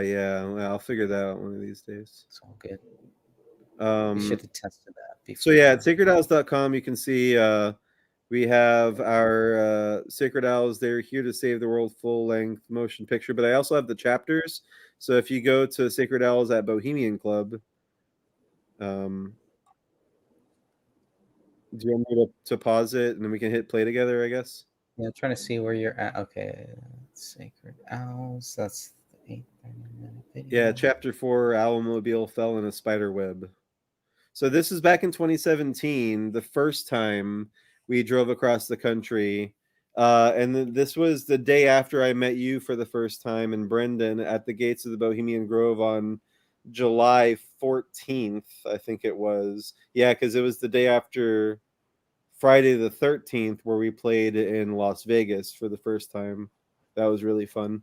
And then, yeah, we just crossed over the Golden Gate Bridge, and our ball joint on the Owlmobile actually dropped. And that was really scary because, I mean, it's always really scary when your ball joint dropped, but if it dropped on the Golden Gate Bridge, we could have died. I'm glad your balls dropped then. no pun intended there. Ball joints, man, they don't fuck around. So are you ready? Are you queued up? I'll set us up like that. Almost. Let me see here. What the heck is that? So I'm in the Sacred Owls. Let me see if I can share this one here so you can see what I'm. Okay. Yeah, because I want you to go to a certain part of the video. Okay, so you can see where I'm at here. So guide me along here. I'm in the Sacred Owls section. Okay, yeah, scroll down more, and then you're gonna get to Sacred Owls at Bohemian Club. Yeah, keep going, keep going. There you go. Click on. Yep. Okay, that's the one. All right, so yeah, you can full screen that, and then go to let's say. And the whole thing is pretty good, but yeah, I mean, it's only 8 minutes. I think you get to about. I want you to start it from a minute and then we'll take it from there. Okay, I gotta talk over parts of it. All right, because I got to get the clip of the owl machine here. All right, so we'll keep you guys updated. This is Christian Coffin signing off in San Francisco. All right, we are here in front of bring the down the Bohemian volume, Club. just so we can kind of keep the. Yeah, that's good. All right, cool. So yeah, I'm about to walk in. This is the front entrance in San Francisco for the Bohemian Club. You can hit play. Ooh, a nice owl in there. They have a big, like 6-foot Camera on the statue corner. of the owl Bohemian Grove. statue.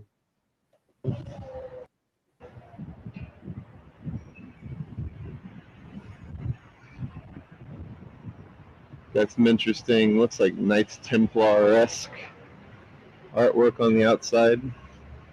We'll take a look around the outside before we try to go in. And right across the street here, that's the Owl Bar. Should go in now? Okay. I guess I can capture the rest of the outside out there. I'm going to try to keep this going in my pocket. So yeah, I was doing like a Facebook Live while I was also. What you're seeing is from my spy glasses. It was recording to a micro SD card. That's awesome, by the way, because me walking right there. Hello. I was wondering if you have any sort of literature. No, nothing that we. No pamphlets or anything. Dude, he was ready for you guys before you. Well, he saw me casing the place out there because his desk is like right there, you know. So okay. I'm wearing like a leather jacket. You'll see it in a second. I got like is the lobby public? It's not public. Private, huh? Yeah, 100%. Amazing. So I heard about this particular club that in order to become a member, I mean, it's like what is the fee that you're not sure about that? 'Cause I heard it's like over a 10-year wait list. I mean, it's very exclusive. Everything you read online is what you read online. Yep. He almost said everything you read online is true. Yeah, right. Well, what kind of question or answer was that? Yeah. Well, what's he? Wait, hold on. The Is way he he looked at me was like, "Yeah, I know, like what you're doing here." And, he knew, dude. He was like, ready. I was trying to be kind of coy about it, you know, and I was generally just trying to be friendly to kind of social engineer my way of like, "Oh, I'm a dumb punk rocker. I don't know. Like, this looks cool," you know. I don't know. Because I heard it's like over a 10-year. I'm sorry. Noah, did you want to say anything? Oh, it's just if you do go to their website, it does explain a few things, right? And it goes over what the annals say. It's just this club for the artists and the journalists and all these things, and they have their 4 pillars. And yes, they talk about their owl a little bit. So funny thing, this was back in 2017. That the Bohemian Club and the BohemianGrove.com did not go live until like I think 2 years ago. Like back in like 2021. Because I would always go to the BohemianGrove.com to see if they would ever, to do something of their own. And for the longest time, there was nothing officially from the club. We had to go off of Alex Jones stuff. Jordan Maxwell had some stuff on the Grove, and it was always third party and Wikipedia. And then people started leaking the annals out. And but like, yeah, that's pretty new. Like, I was like, oh wow, they have a website now. Like, that's a big deal. But yeah, let's play a little more of it because I go into you're gonna see the weaving spiders coming out here, bronze plaque, and then around the corner is this crazy thing that most people don't haven't even seen yet. What about this mural of the bear with the bear? Yeah. So like right after I talk briefly about when I'm done with this guy, I go around the corner and then you'll see the one that's on the cover, the classic weaving spiders come out here owl. But then around the corner is that next mural, and it's gigantic. It's like 6 feet by like 20 feet of to like polished bronze. Like, play it, you'll see it. It's crazy, and we'll go into it.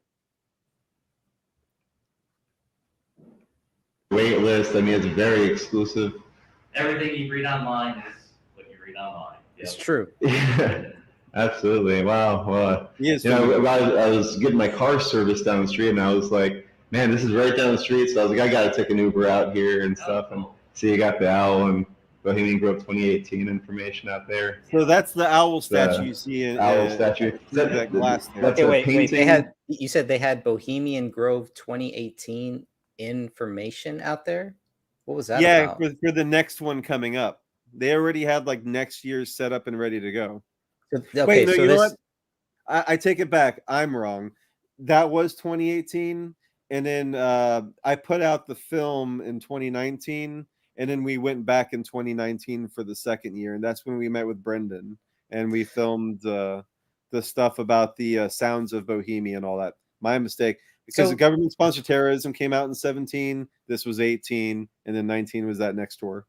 So they're just advertising that they have this thing going on at the Bohemian Grove, 100 miles away from where they are in San Francisco. Is that right? Kind of like a real estate company would advertise their just listed.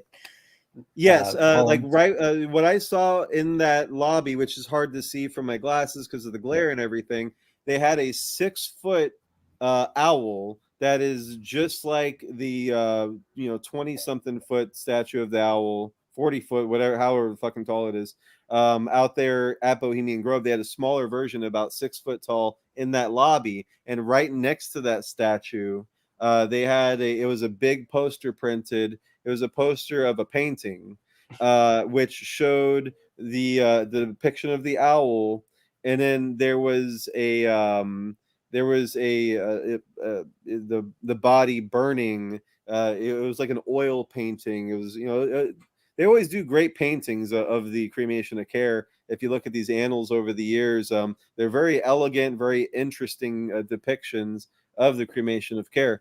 So this was one of those that probably ends up in the annals, but they had it blown up, and it was on an easel. So it was maybe about like, I don't know, 5 feet, or so tall by like 3 feet tall, right next to that owl. And I wanted to go into at least the lobby and just film that, because like to see that, like an advertisement, a display, if you would, for the cremation of care. I mean, that was pretty crazy, even to see from like 15 feet where I was standing. But yeah, this is going to wrap up in a second, and we'll get into the murals. Done of it. Very, very cool. Awesome. Well, thank you so much for your time. No problem. Take care. Thanks for stopping by. Let me ask you one thing. Looking through that mirror, I'm gonna just go back because I've seen this. Notice before. I told them to take care. I didn't catch that.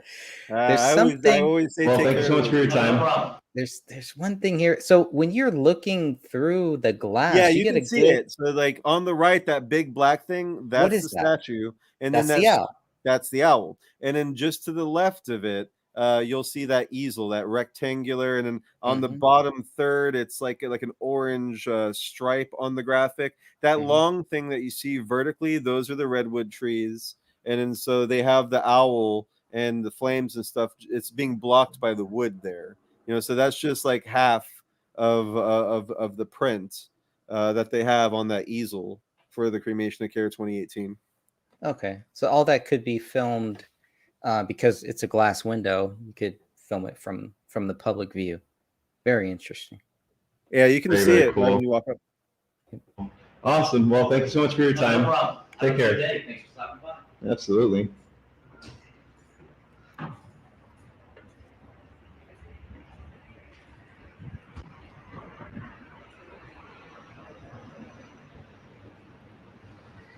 Don't see any. All right. So Patrol. It was so dead, I guess which it's was the Bohemian awkward Club, yeah. because it was a Yeah, I Saturday. put the and live stream in my pocket. Trust me, I and lived in San Francisco. They didn't have anybody standing up front. Nobody was pacing the place. Nobody was waiting for anybody. It was just the door. And Isn't that something? I you wonder wouldn't if have it's still anybody. like. No, trust me. There's nobody there. I can walk by it every single day, and nobody know. You're not paying attention. It's just a brick building. Yeah, it's hidden in plain sight. So good. It's fascinating. Fascinating to me. Yeah, fascinating. Let's continue. It's stupid about if anything touches the screen, it goes off. But fortunately, just now I was wearing the glasses, so I had a conversation with the person at the front desk, and hopefully it. So that door to the left must have been like a side door. Yeah, that's like No, like that's a the front utility entrance. door. There's no other entrance. The one he walked up to is on the left. There's a. Yeah, but there's this other door. Yeah, I think that's like a utility door. Yep, right there. Right there. That one's before the front door. Yeah. Yeah, not the main door. Like there's no one there. It's locked. And I want to raise this point while we're here too, what I'm talking about. So I was doing a Facebook Live, and I had a shirt pocket, so I put my phone in the shirt pocket. And when you are using these like streaming things, when anything like touches like the screen, it turns off. But you can't have your screen off, or else it cuts off the live feed. We need to figure out something that is like a live stream thing that like you can turn your phone's display off and it seems off, but it's actually on and recording, because that, you know, like that was back then. I was trying out the Facebook thing just out of convenience. We need to figure something out for that. But that's why these spy glasses, which I'm going to start selling at DarkDox, you know, like, because I've tried a bunch of them. Some of them are shit. This one was actually, I have a better one now, but this one was like the first like reliable one that, you know, you're able to catch this stuff.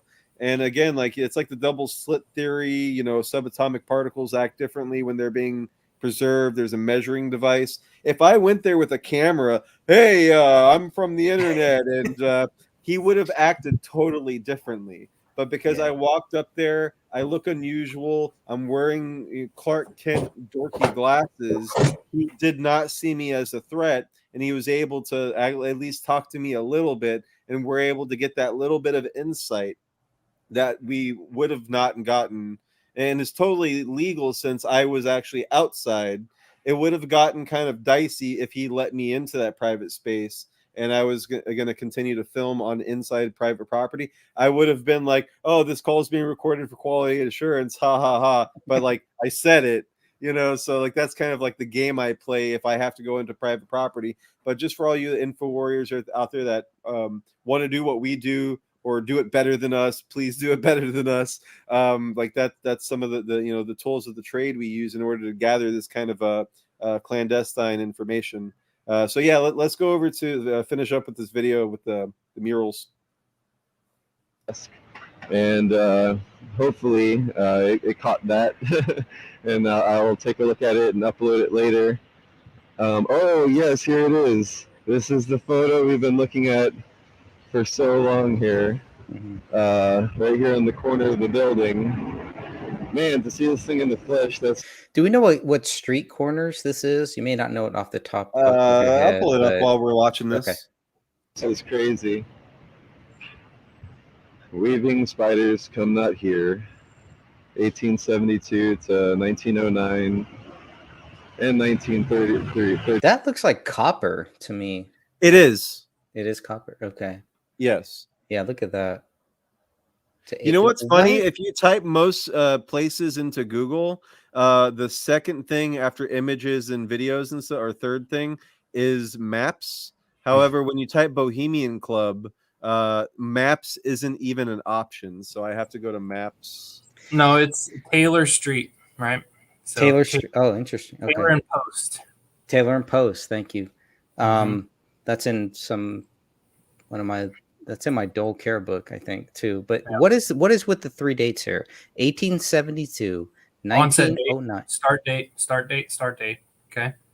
How come there's three? What are the three? Well, 1872 is start date. Now, I've been trying to find the 1909 in particular.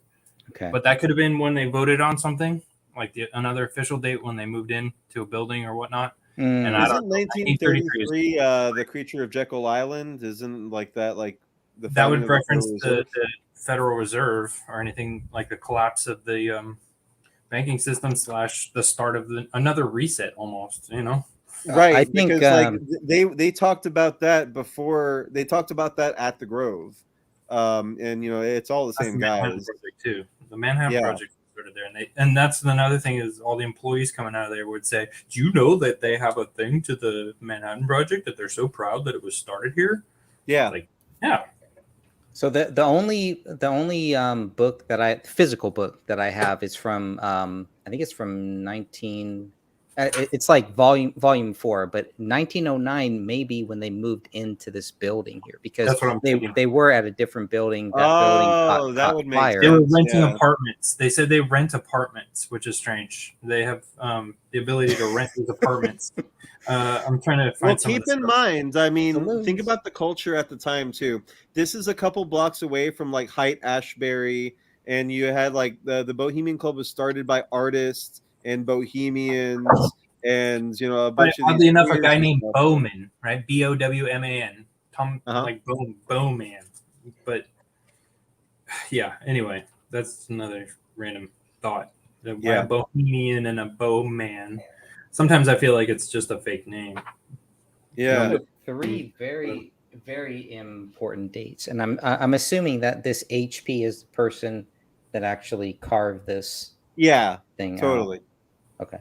So I'm looking at the first volume right now, and Yeah. it's way too early. 1800s and doesn't even go far enough. Yeah, volume 4. I don't know if you have that. That's the only one that I have all the way up to 10. I have Okay, them all. so 4. If you look at the end of the volume 4, it does cover how there was a fire and they had to move their location or something like that. It does make you wonder about arson and insurance, et cetera, et cetera. But that's a whole nother conspiracy. All right, I'll keep moving on here. Sorry, yeah. That's good. But please feel free to stop me at any. I'm going to keep time or looking tell because me to pause. I know I've seen certain things about 1909. You just have to dig it up. Okay, that's interesting. It's just, I mean, they have these 3 dates. Obviously, there's something major going on here. Degree. I'm not sure why there's 3 dates. Yep. So the artwork signed by HP. Got the owl in the moonlight. Inside of the main lobby, Ivy League as it were, they have a what looks like to be a 6 to 7 foot statue of an owl, perhaps made out of bronze. That's not the one, but it's similar to that. That's a smaller version of the larger version that they had over there. That looks like one that they might have made that you could have as like a paperweight on your desk, which I would love to have, by the way. That would be dynamite. That's huge, though. 6 to 7 feet. I mean, that's pretty big. It was taller than me. It was slightly taller than me. I'm 6'1", yeah. I mean, I'm only 5'5", 5'6", so everything is tall to me. And there was a poster for Bohemian Grove 2018 of the 40-foot statue of an owl. Again, not the same art, but that's a similar kind of depiction that that they will use for marketing for the Cremation of Care every year. Yeah, which is a fascinating painting here. Yeah, I like this one a lot. You literally see Death taking the corpse across the river, across the lake. Yeah, I don't think I've ever seen this one. That's interesting. It's in the Guccifer leak that is part of our archive. Okay. At the Bohemian Grove in front of the water, it was a nice interpretation of that. There's another plaque here that I'm not familiar with. Oh, this is really interesting. Here we go. So in Memoriam of Bret Hart, 1836 to 1902.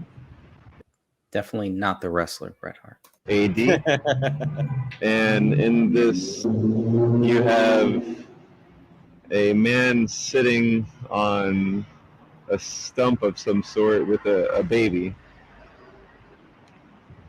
And you have somebody calling someone over to them at what looks like a man with a top hat holding something, perhaps coins, a coin purse, and everyone's kind of looking in the direction. There's a woman dressed in Victorian behind him looking with a lot of interest.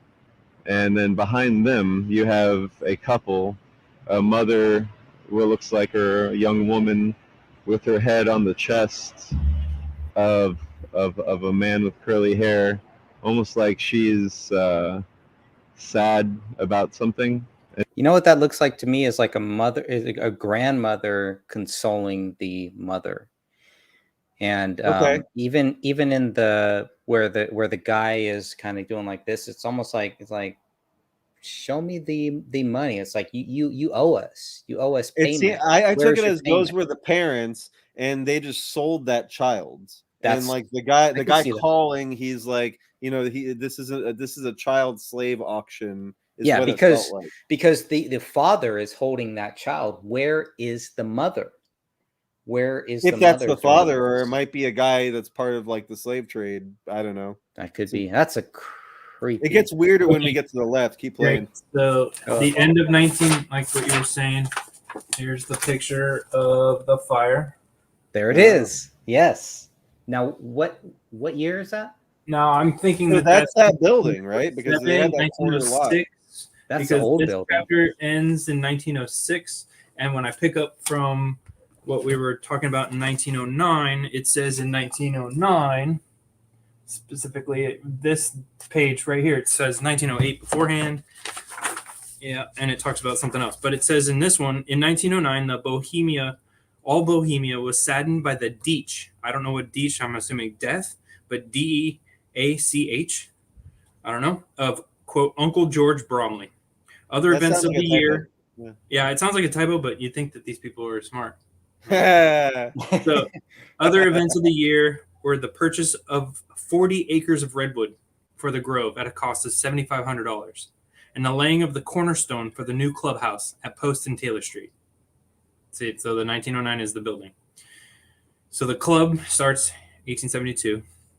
September 27th, 1909, the San Francisco Call gave up a description of the ceremonies. With a steady and persistent rain falling on their lighted torches, a bell hidden in the ruins tolling sonorous tidings through the darkness, and an electric owl blinking solemn dedication on the assemblage, 400 Bohemians gathered at Post and Taylor Street at 2 o'clock yesterday morning to lay the cornerstone of the new Bohemian building, which is to be erected at the spot. The rain was heeded not. The wise old bird looked its unutterable wisdom through the wet. The bell tolled. A brass band crashed out its refrain. Torches were lifted on high, and cheers greeted the speeches.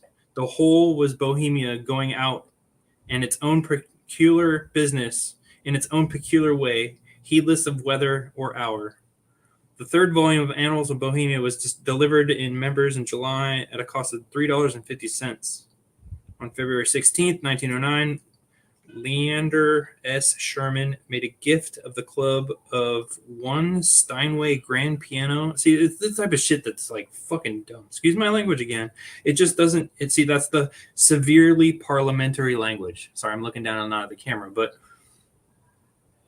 1909 is February 27th, Belasco and Bohemia. April 15th, dinner to Uncle George Bromley.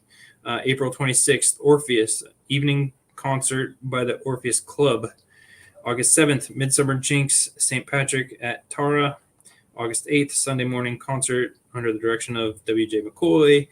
August 26th, concert at the Van Ness Theater. September 20th, Bon Voyage to Henry Moore Stevens. December 21st, Christmas dinner.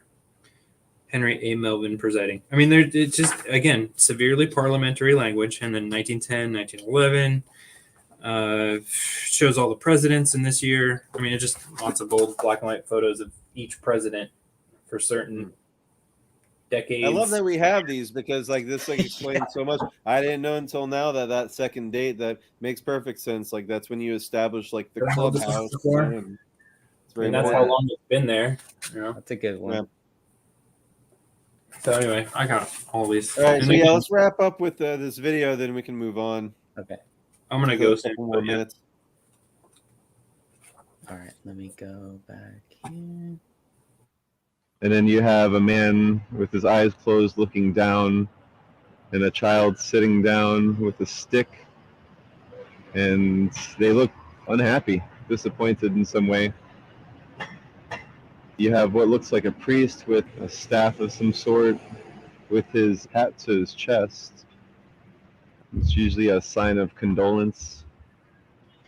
You have a bear. Yeah, there's it looks like a baby bear with a woman, and another what looks like a businessman with a hat off to his side, playing with his beard.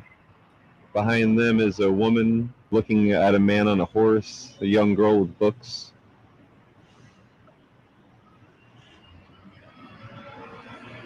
There's what look like different names along the bottom as well. Really interesting aura. Let's try to go into this owl bar and see what that looks like on the inside.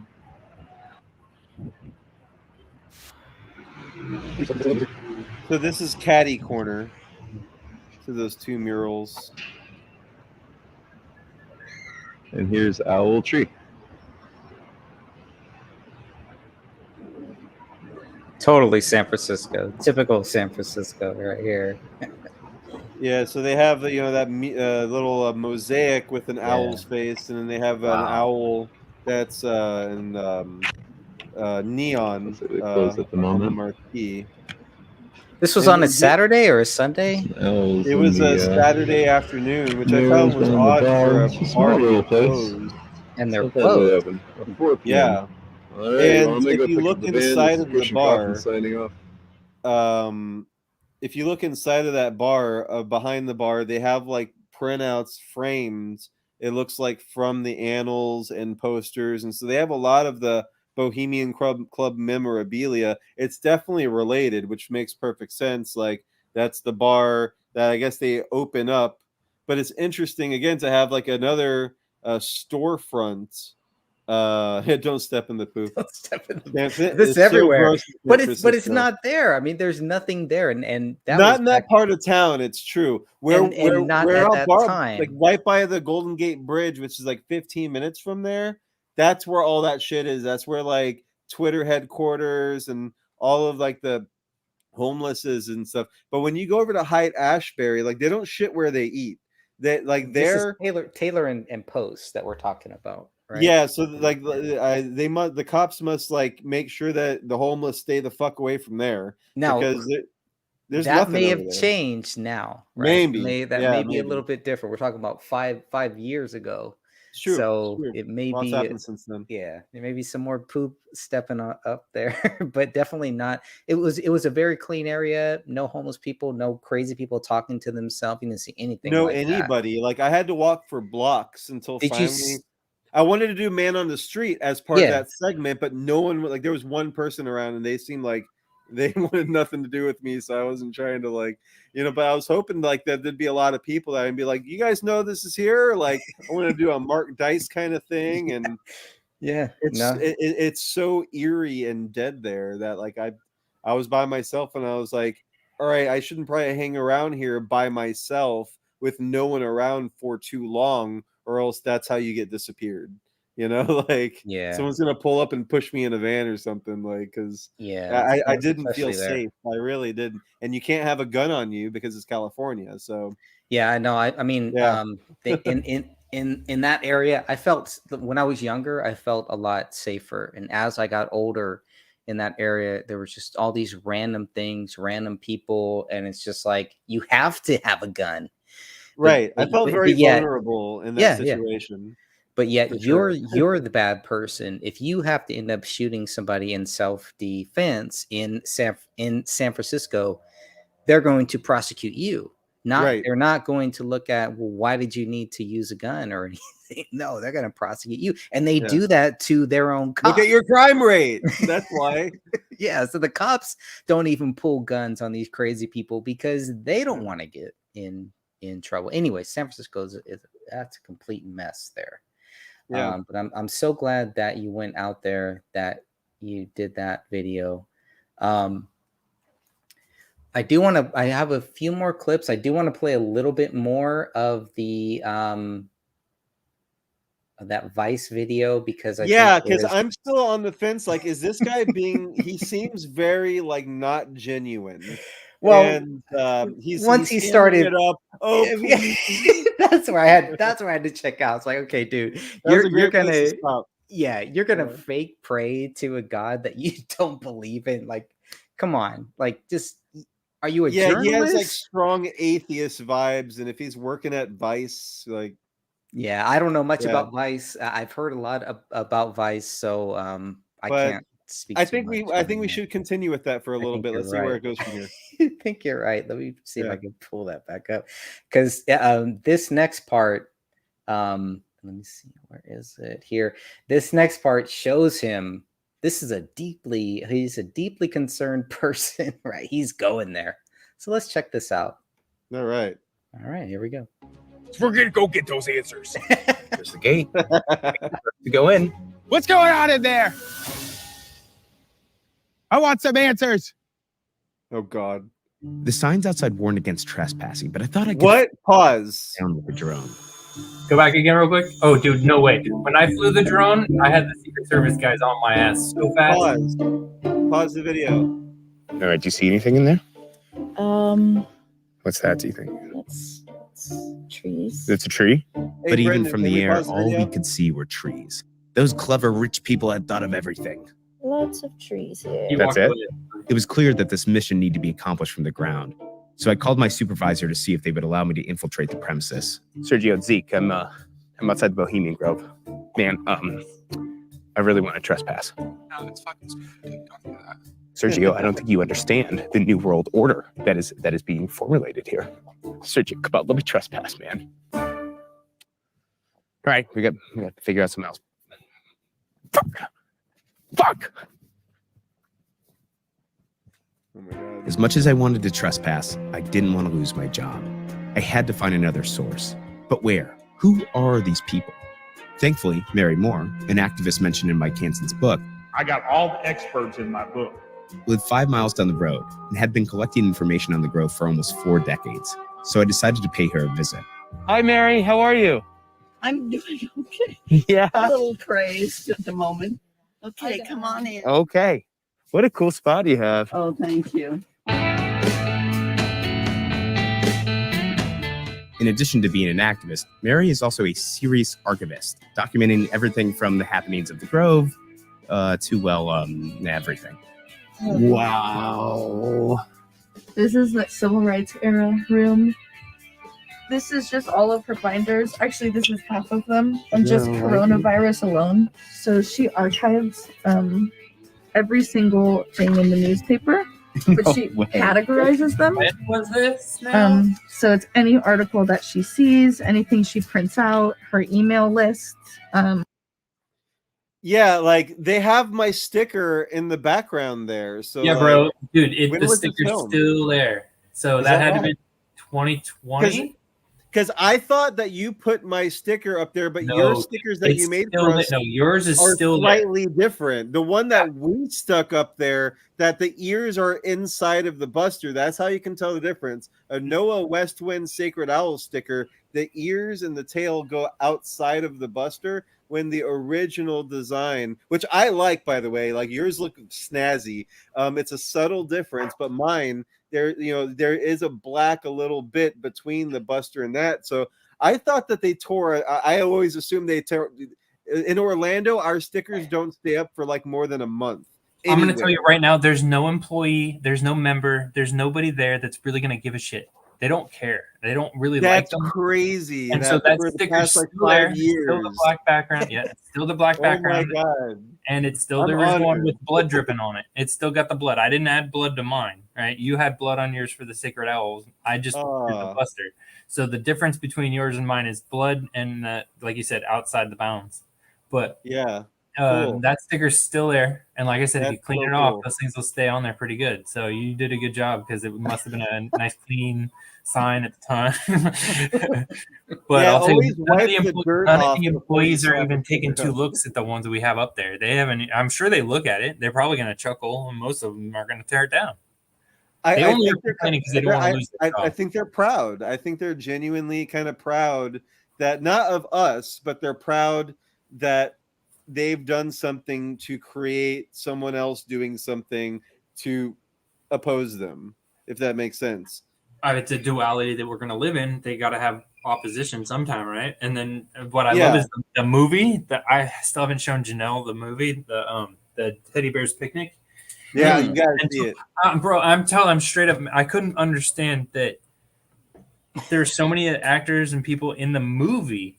We got to do a DarkDox Digest, and it's going to On be that. like we might have to Have break no it fun. into 3 Screenshots on parts or something where like we do this and like Mystery Science Theater 3000. That would be so Teddy fun. Bear's Picnic, and like pause, talk about the little weird joke that they made and why that's relevant. I think it'd be a good scholarly thing if we're referencing what they're referencing in the film, because You know, unless Well, like, no. I think to your That point, should be our next show.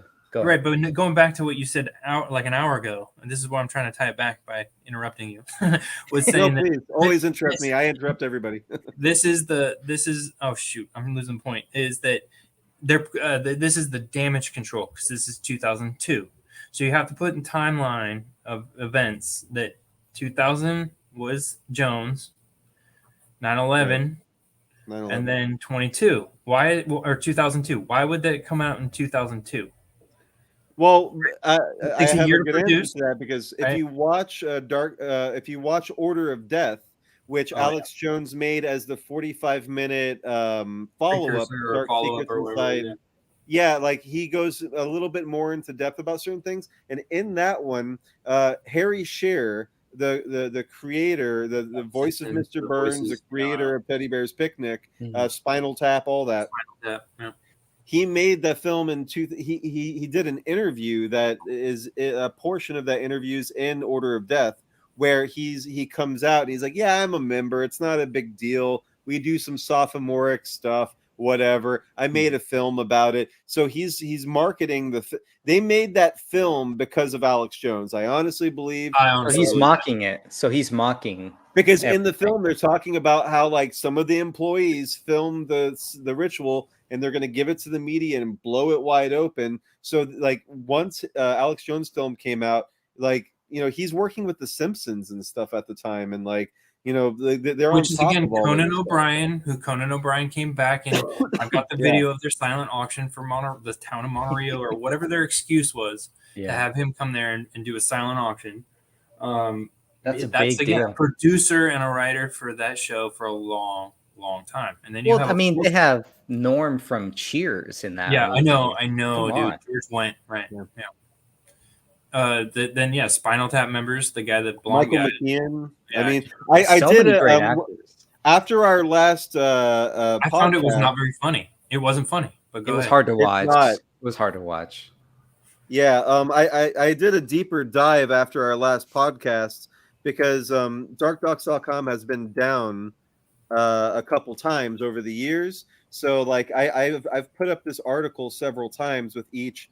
Can you screen share me? I want to show my screen. Yep. Or we're seeing it. All right, cool. All right, perfect. Yeah, so I just did this little thing. This published YouTube several years ago. They kicked ours off. So this is see it's still there. This one, yeah, it looks good. This is someone who re-uploaded it to BitChute. So thank you, Humanity First channel, for having this full film up on BitChute. So we didn't have to.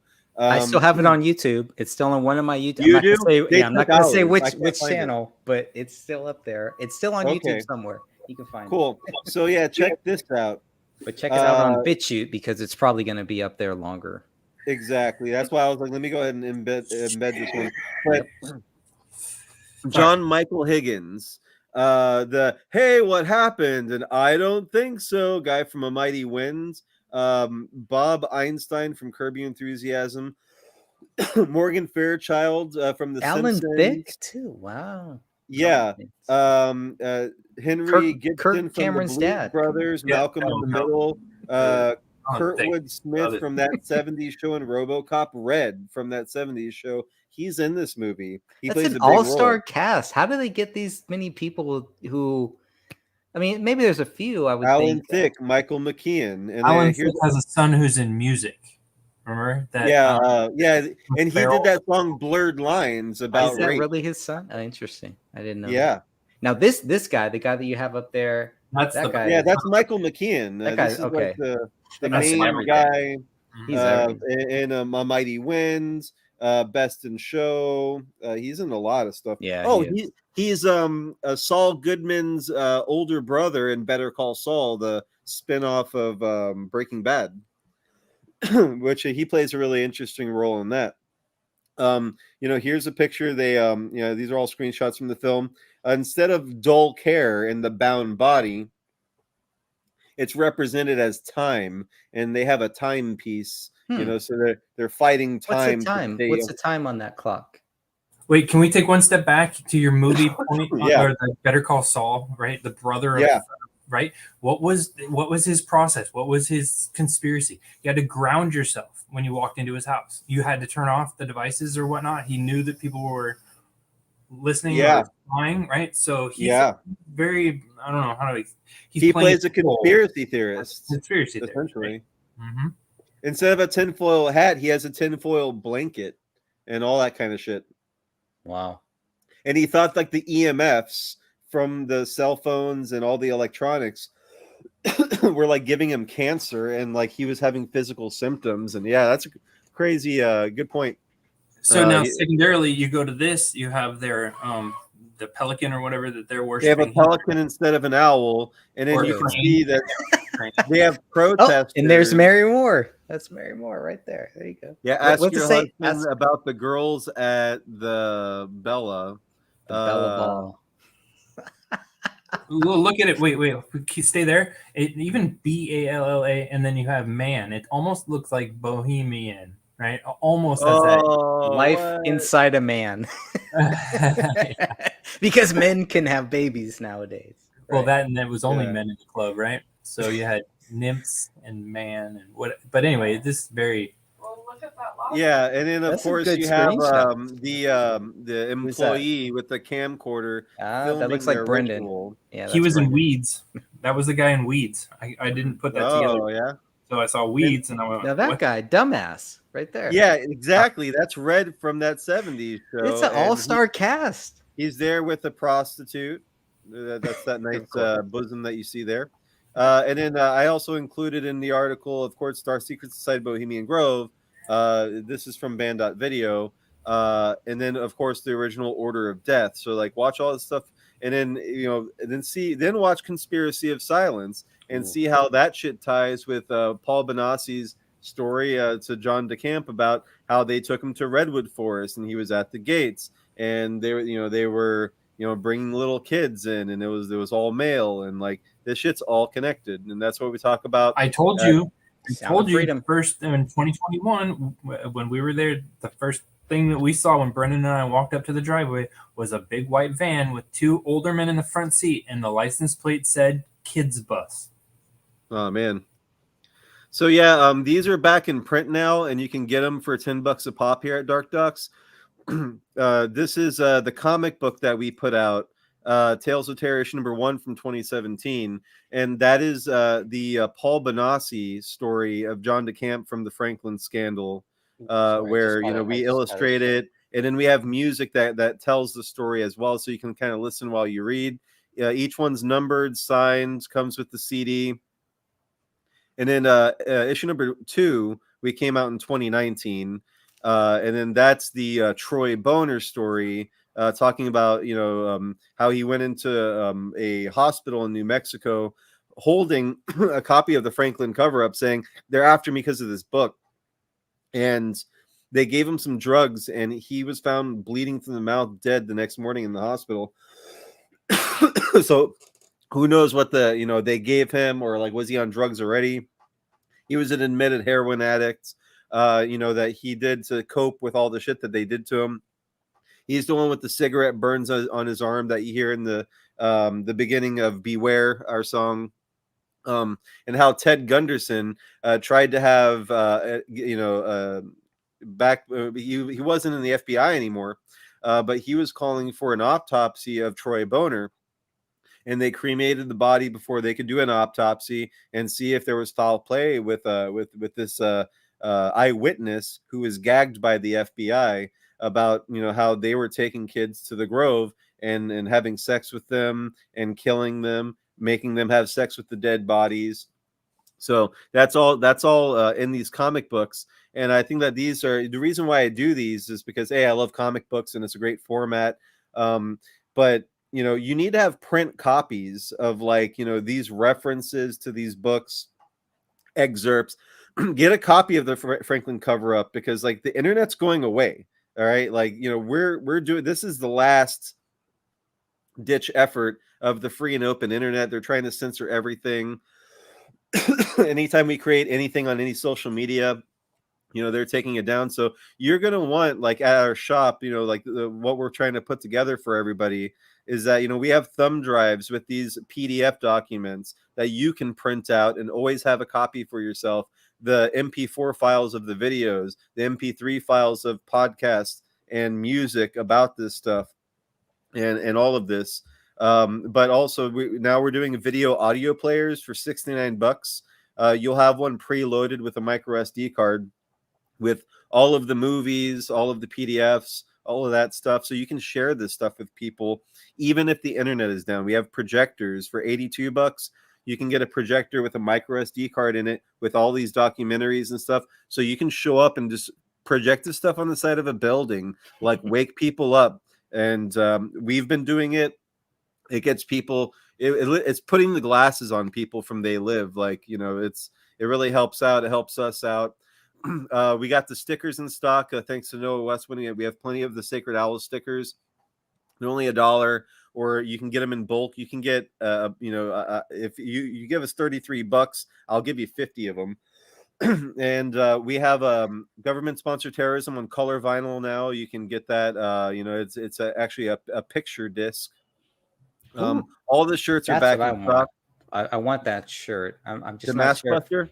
I either want the black, I either want the red or the black. I'm not sure. Get them yet. all. But yeah, like, you know, we got the Owl Buster back. We got the masks are coming back. So I know that, like, you know, we're gonna need more Mask Buster shirts. Let people know I'm not fucking wearing a mask. I don't care how many tries you try to play this script. We're not doing it. If Well, you're like I anti-global, was saying the other day, the first green first go around, we weren't trying to fight the people that were putting the rules out, you know, enforcing this. It wasn't coming from them; it's coming from above. But this time around, it's coming from the people. It's definitely the people that are the front line again. We have to stop those people.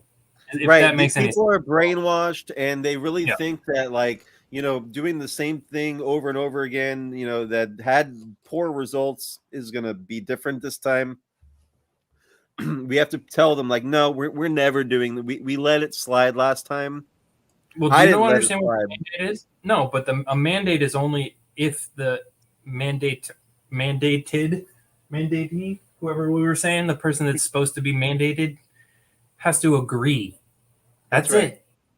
That's all a We mandate don't agree, is. we don't There's consent, and this shirt will let you know that. We got our DarkDox shirts.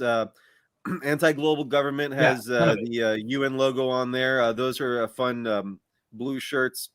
I like that green one. Show me that green. Yeah, I like this is that. our DarkDox Army shirt. We have a few more of these left. I made them mostly just for, like, you know, the people that are, like, in the DarkDox network. like But if that you one. want one, we still got them. We were trying to do this thing, like, have a DarkDox Army, and if you donate a certain amount of money, like, you climb the ranks. No one was interested in that. People donate to the show, and thank you. But, like, yeah, like, our whole, like, rank system, like, that totally failed. So that's a vestige of, like, a campaign we were trying that did not happen. I really like these shirts. I wrote this. It says 100% organic, non-GMO, free range, infinite being, as God made me, and I will never take your poison. mRNA gene therapy. My body, my choice. If your shot works, then don't worry about me. So it says everything, you know, that, like, it's like, no, I'm a pure blood. And it's true. Like, it is my body, my choice. We're not doing this. I'm sorry, man. If your shot works, don't worry about me. That's perfect. Yeah. We still have some more of the Hunter Biden shirts. Sacred Owls, they're here to save the world, which that clip that you saw earlier. Oh, you got the Blu-ray. Oh, I didn't know that. Okay. Yeah, that's now on Blu-ray. I'm gonna have to get that one. It's been on DVD for a while. Now it's on Blu-ray. I'm gonna start having everything on Blu-ray. That's banned from YouTube. I tried playing, even just taking some clips, and it's banned. So I'm gonna have to get that Blu-ray.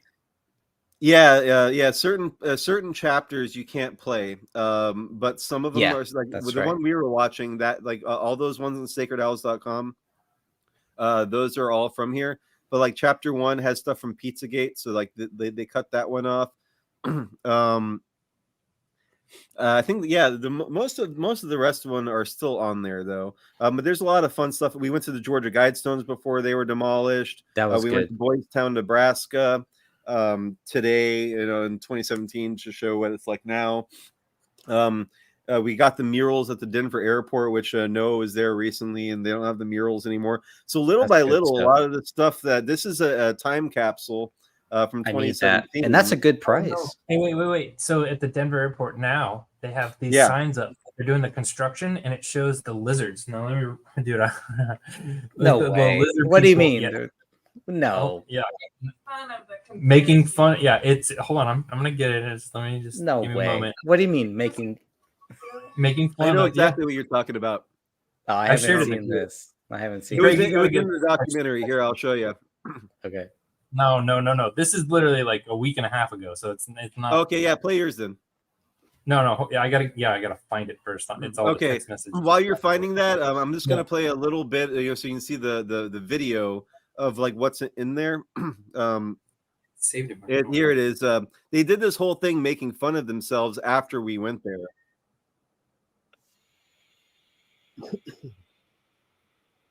Okay, here I got it on my camera. You got it? Yeah.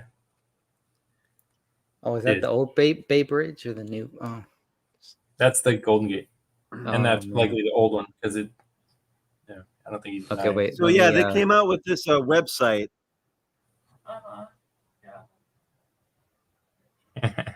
Yeah, so it's called the Den Files. They made a website where like they had all these like little advertisements. I'll mute this and just kind of have this stuff in the background. But like they had Conspiracy 2, the airport contains Illuminati headquarters. This is on the Denver airport's own website. They have this stuff. No way. Yeah, the Crazy. artwork contains clues to the apocalypse. Have you seen them?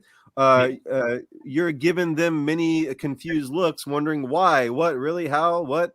The interesting pieces decorating the artist, glaring gargoyles. So I was they're there, talking about the and- lizard people. Yeah, now here. And so they in the part that they redone, they put up a new gargoyle. They've had gargoyles all over, which is weird. But still to this day, they have the Westin Hotel, and it's shaped in a big W. Like an X. And Sorry, right it's like an outside of X. the entrance is Mayor Webb's whole thing about the New World Order. It's still there, a huge plaque. Yeah. Oh, there was There a and played beside. there was a Freemason plaque, but it was only in Braille, if I remember correctly. No, it's a plaque, but yes, and it is in Braille as well. In Yeah, addition, but it I don't has remember having any the words whole on it. thing about New World Order. Well, here, let me show the picture of the. Yeah. Here's the I'm trying to signage. look that up, but let me. Here's the signage now. Read it. Wait, Yep. hold on. Let me maximize your screen here. That's backwards. Damn it! How do I mirror? Hold on. Thanks So for. thanks. I'm right. Yeah, Thanks I for being patient. Hey, zoom back a little bit. Yeah, there we go. Yeah. Thanks for being patient. The lizard people keep stealing our tools.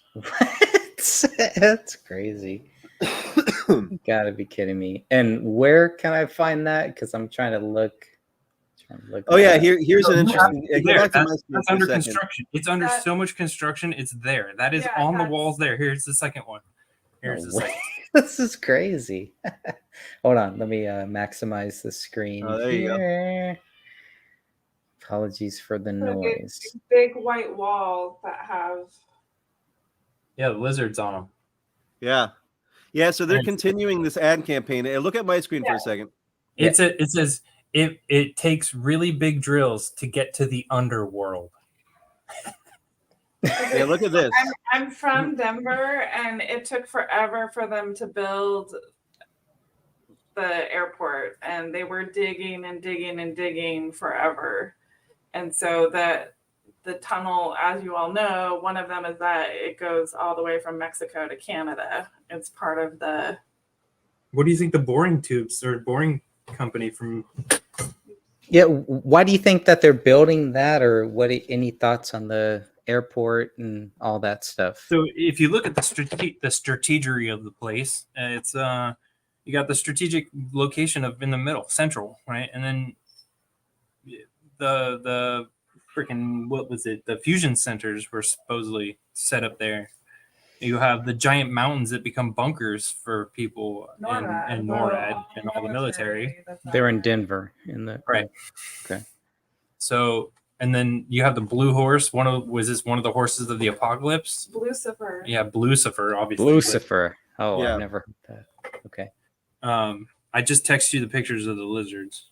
Nice. Get the plaque from Mayor. But yeah, you Why- can see all these ads that like they had, going on even back then, and they're continuing to do now. Why? So they're- Why lizards? Because that again, Making David. fun of the. Well, yeah, David Icke, right? And then you Yeah, had 'cause of David Icke. What? No. Because this goes again. Dude, damn it, you guys. Why are they paying attention to things and then? Philip Schneider, right? Phil Schneider, who's the one that said he was digging in They a hole. have to mock it and make it sound like it's a conspiracy. But if they didn't take it seriously, would they even care? Well, that's the You gotta thing, mock enough it. You gotta make- people are talking about it. So then you Okay. have to come out and like Hillary fun of it, Clinton. I yeah. remember the first time she called out Alex Jones on campaign.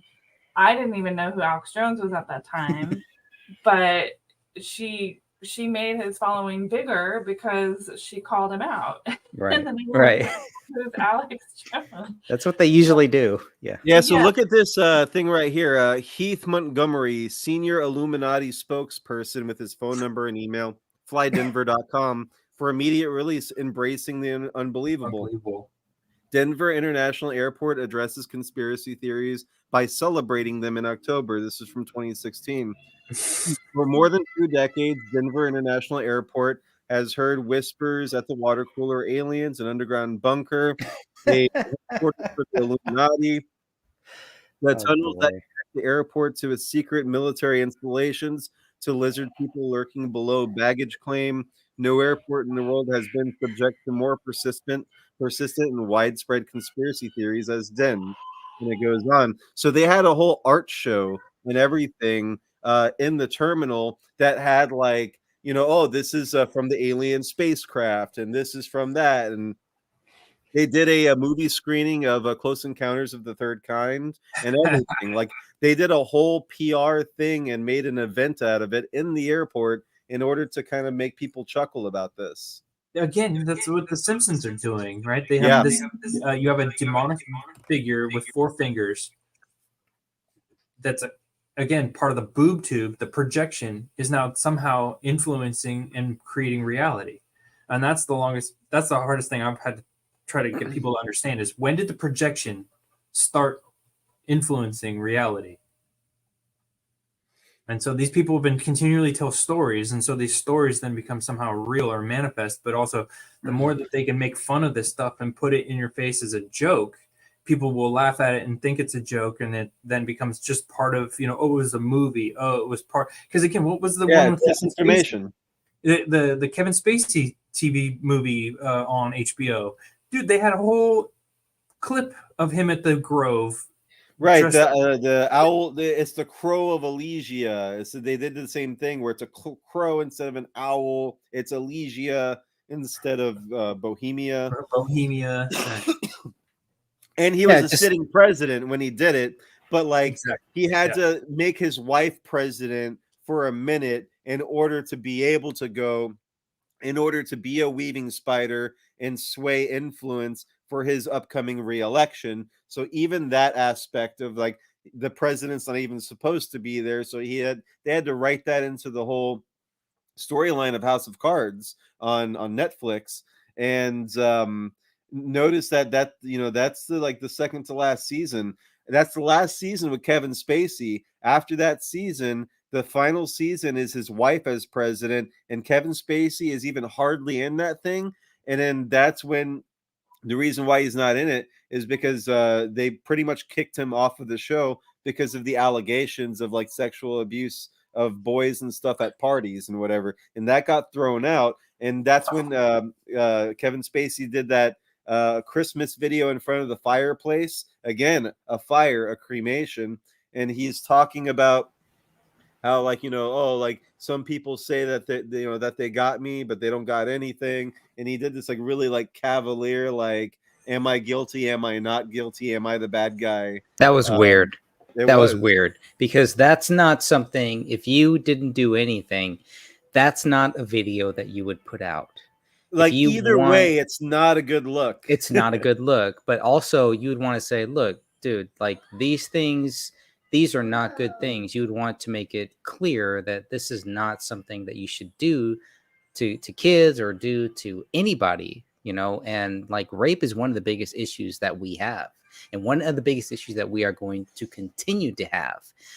Because I mean, even with like jail, people make jail jokes. Oh, you go to jail, you're going to get raped. For me, it's like, this is not a laughing matter. This is not, you know, something that we should be taking lightly.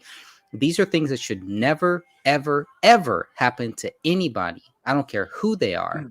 Nobody should ever be violated. What do they do at the Grove? They cremate care. You sound like right now like you're upset, like you're a person that cares about something. And what they do over there is they do the most disgusting things. And then they rid themselves of a conscience so they can continue to do it. And they want to kind of normalize it, right? So it's kind of like, and it's just a play. That's all. They make fun of it. It's satire. What's the big deal? Stop being such a pussy. Don't worry about it. Right? Right. It's just a play. Don't worry. It's just a play. That's all their books document in severely the world's a parliamentary language. stage. It's just a play. Again, that's where you take the first few lines of the book and you go listen to what they're saying. It's just a play. But if it's done every year, that's a ritual. Yeah. You know, and so what would be ritualistic about it? What are you performing if you literally are telling the death of care? And then you clearly have actors and politicians in front of you, and then an actor that became a politician. What are we looking at then? A giant scripted story of a bunch of people that are colluding and conspiring behind the scenes to tell you that we're against each other. I am not a crook, right? And because they have actors and famous people, it sounds so over the top, which is what they always do. They always make these things so absurd. You know, they're wearing robes and they're burning children and they got these owl stats. It sounds crazy. If it didn't sound so crazy, they might be in trouble. Right? I mean, why would? But the question I have is why did we see so many police officers and police supporters coming in and out of there? And don't ask me how I can tell. You have markings on all their. That's your video from 2020, 2019 or whatever. This was 2016, 17, around there. Because I put this as part of our collection of stuff. That's probably 2018. Yeah. That was an interesting year. That triggered a lot of people because they were very anti-Trump. Yeah. And they were nice to me up until I put that Trump, photo up. Once I put that up, and then you could see the guy in the background here. This guy, he's going to try to get that dog to pee on the Trump sign, and the dog doesn't even buy it. He's not even going. That's so funny. Dogs for Trump. That's good stuff. There you go. Dogs for Trump. But it's like, hey, I just wanted to see how would people react to it. Yeah. How would they react? And look, you can see clearly here, he's trying to get the dog. Hey, dog, you want to go? You want to go and pee on that? Poop on him, and dog he's not buying it. The dog moves on, but that guy was not a fan of Trump. And once we put that up, Brendo with his purple haze shirt. There he is. Things changed from that point, right? Up until that point, it's like, oh, everything was kind of cool. Once we put that up, it was like a war zone.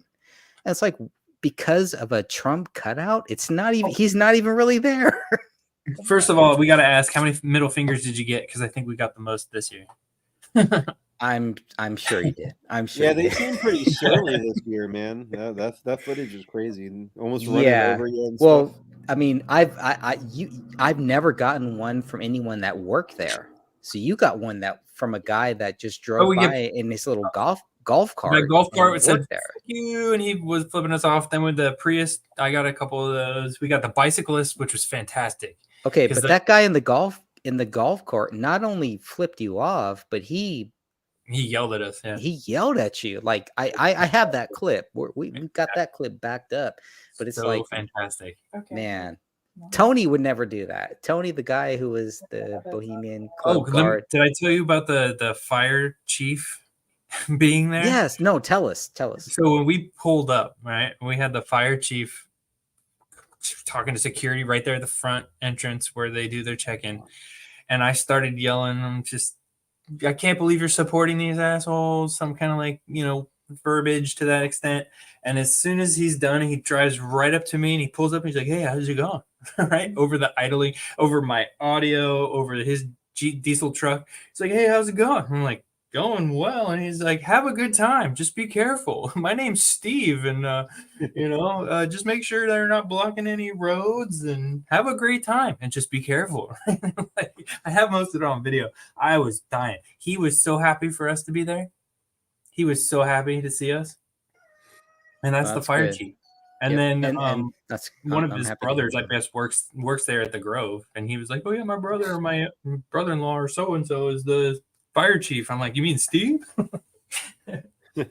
So but that small town needs jobs, right? And that's the one thing that it does provide for some. And then it outsources children. Well, you know what though? If you talk to the locals, they're like, they don't want this. No, they don't. I know. They Trust don't me, I want know. these guys or any of that. And it's like, it's They almost want like the they're money, taking but they don't want like everything that goes with it, like, which is there's missing children historically in that area.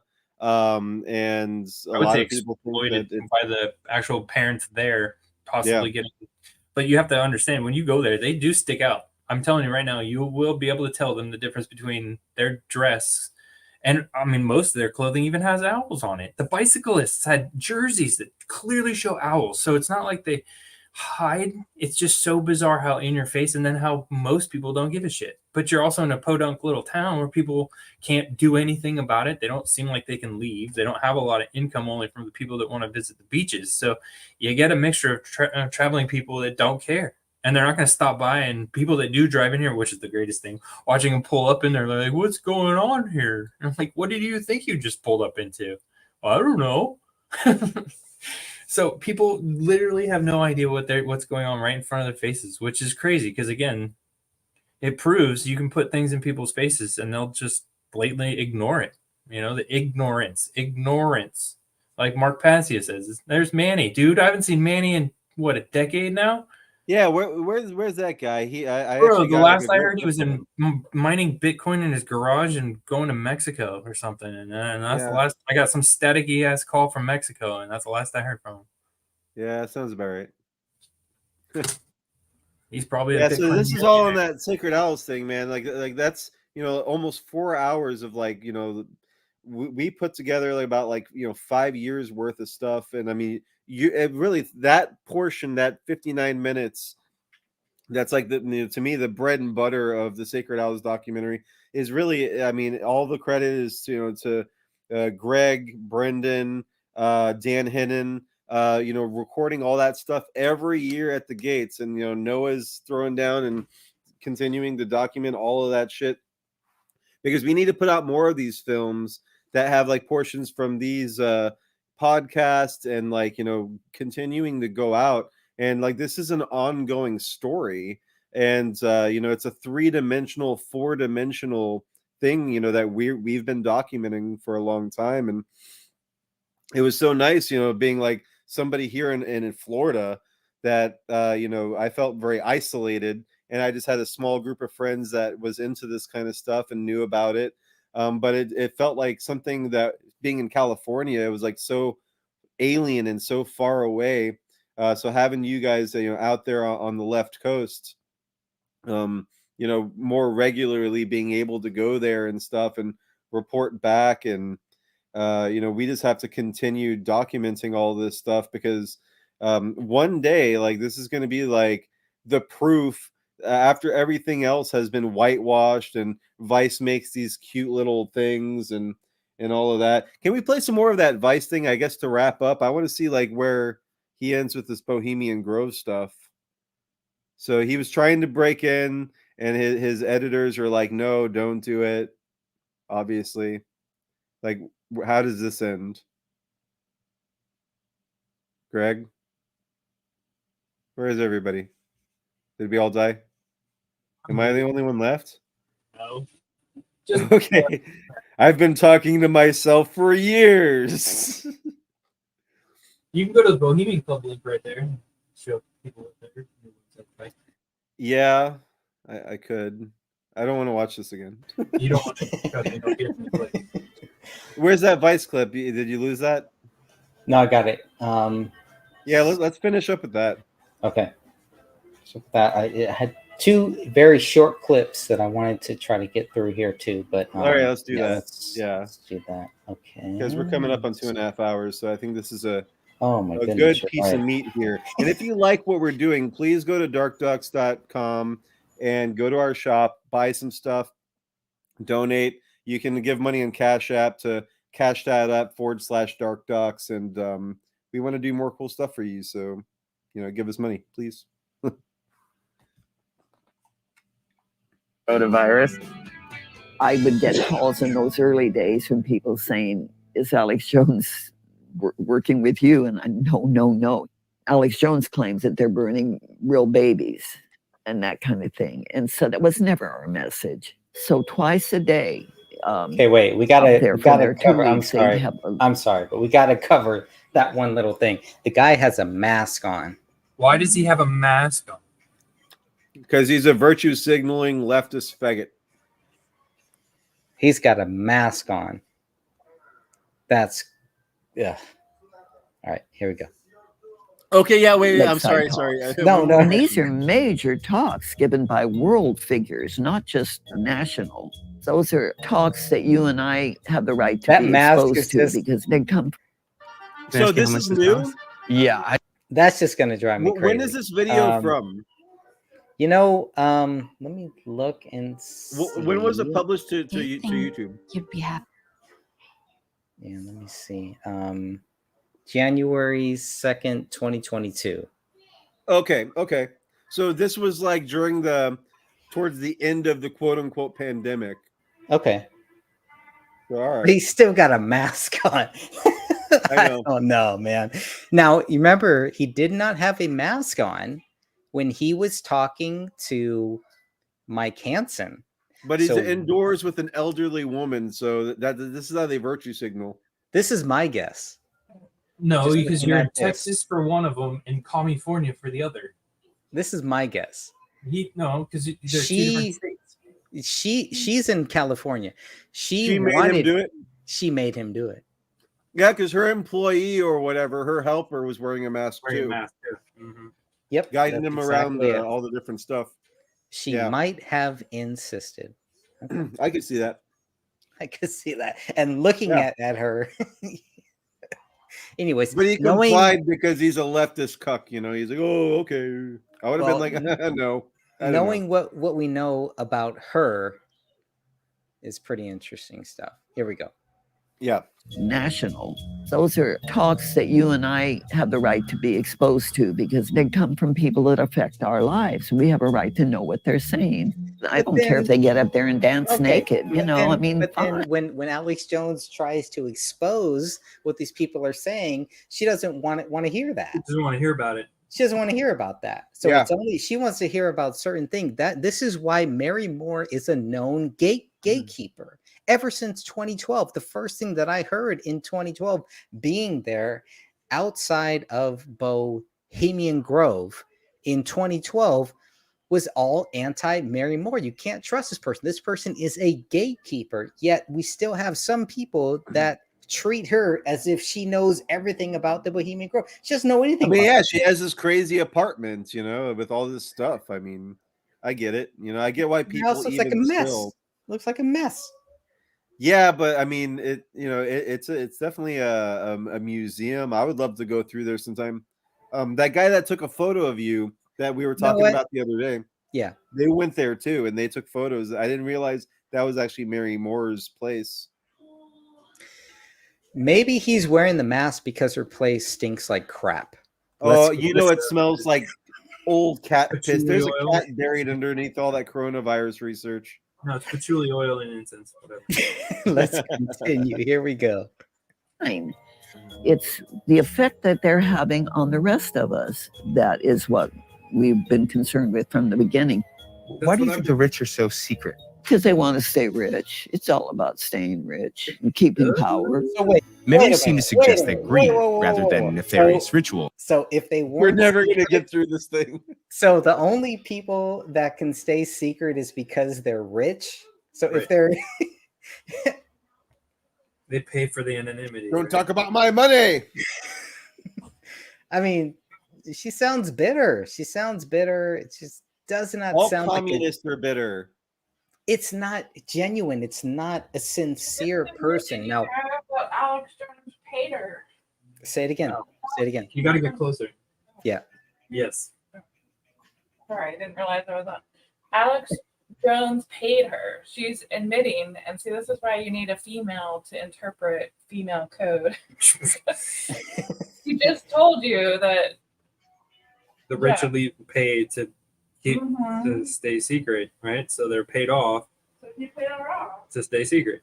And then she's mad What? because he made more money than she had. Maybe.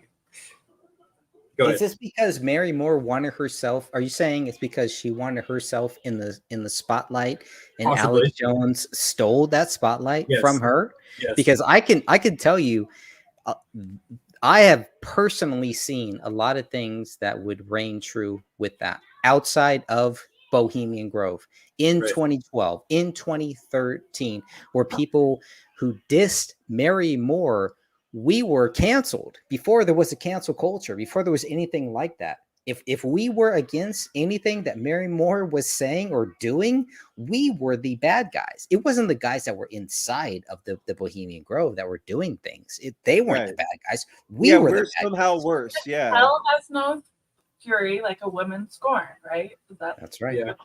Yeah. So yes. Just trying to get back at you guys. Can't argue with that.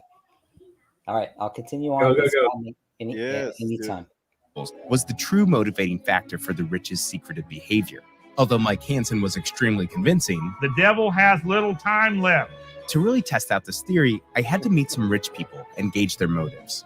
It's really amazing what you can find online these days between hashtags and digital flexes.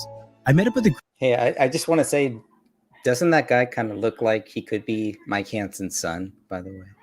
Is that just me? Sure, Weird. sure. All right. group in Miami who lived a life most of us dream about, but few get invited to see up close. It's cool how the gold just separates like that. There's one piece. There's one piece. It's $50.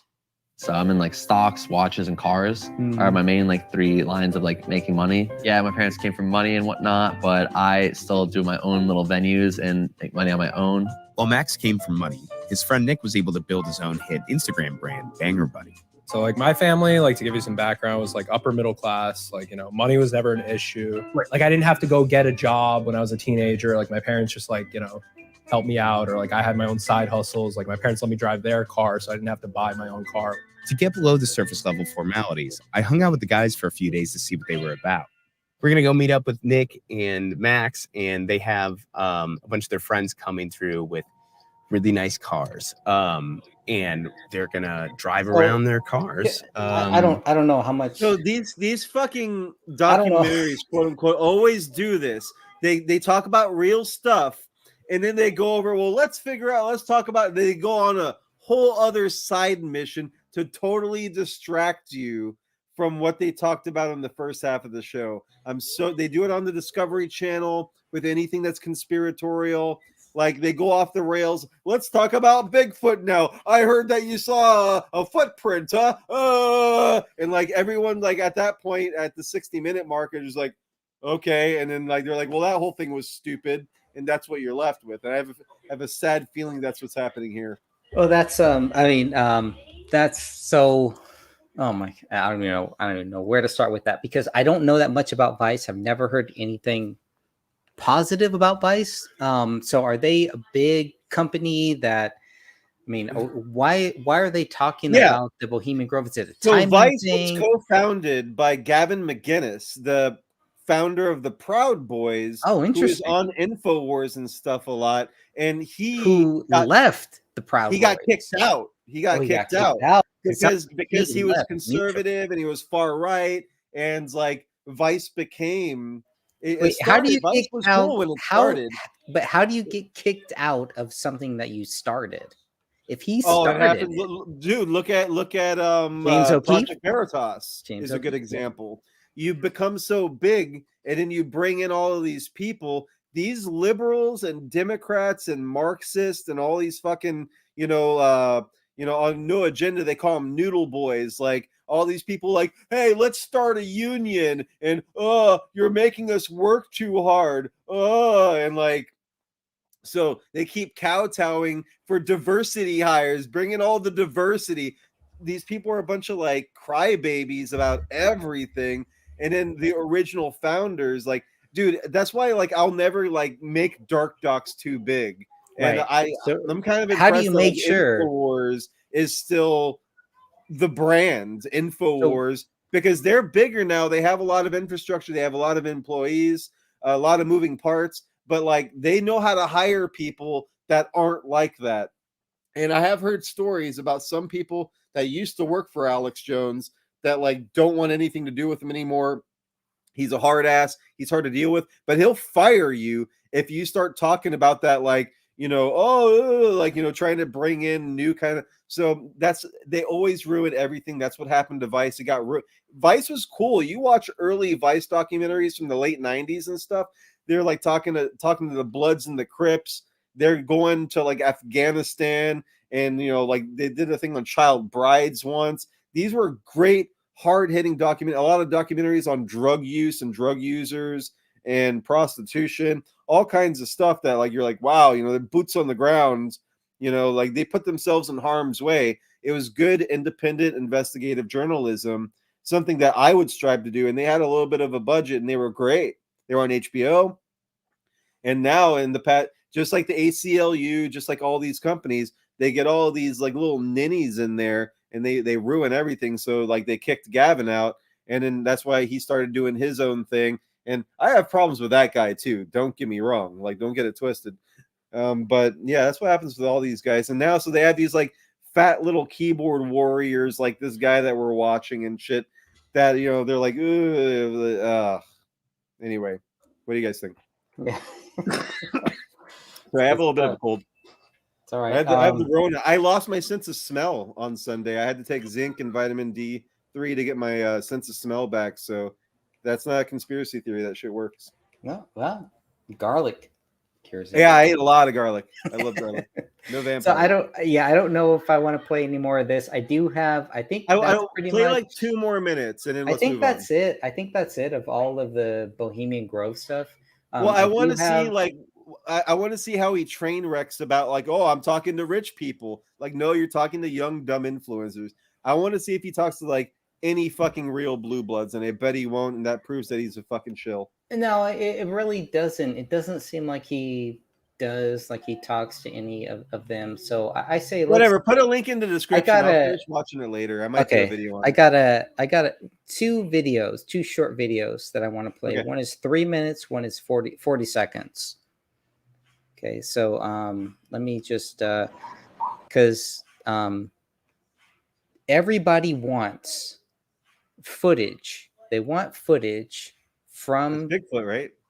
From Bohemian. Well, he may have a smoking problem there. Everybody wants footage from Bohemian Grove 2023. Yeah, we haven't gotten too much, and I know Brendan and Noah, who were there, they're both working on that, and that's why we love hearing from both of them because they were there. They were there in 2023. Yeah. People, which no one else know. was. Cowards. That's right. I wasn't there either. I wasn't able to make it there. And every year I'm like, yeah, I'd love to go there. I'd love to go there. And then things happen where I can't get there. And hopefully there are other people that are like, you know what, man, I'd love to go out there, just go see what's happening, et cetera, et cetera. But you can't get out there this year. And we don't want to discourage those people who can't get out there this year. Maybe we can come out there next year. Okay. There's always next year. Believe me, there's always going to be next year. I mean, unless you think the world is going to end in the next year or something like that. But you never know. I mean, we thought we would always right. be able to go to the Georgia Guidestones. And you're right. Shortly after we went to that thing got blowed up. I don't want to ruin how they how did the ending of Teddy Bear's Teddy Bear's Picnic almost ended? Spoil it. Spoil it. No, I don't want to, because she's got to watch it. Please. No. Okay. But just the idea of that, right? That's what they're talking about now. What is the world on? Fire. So yeah, let's leave it at that.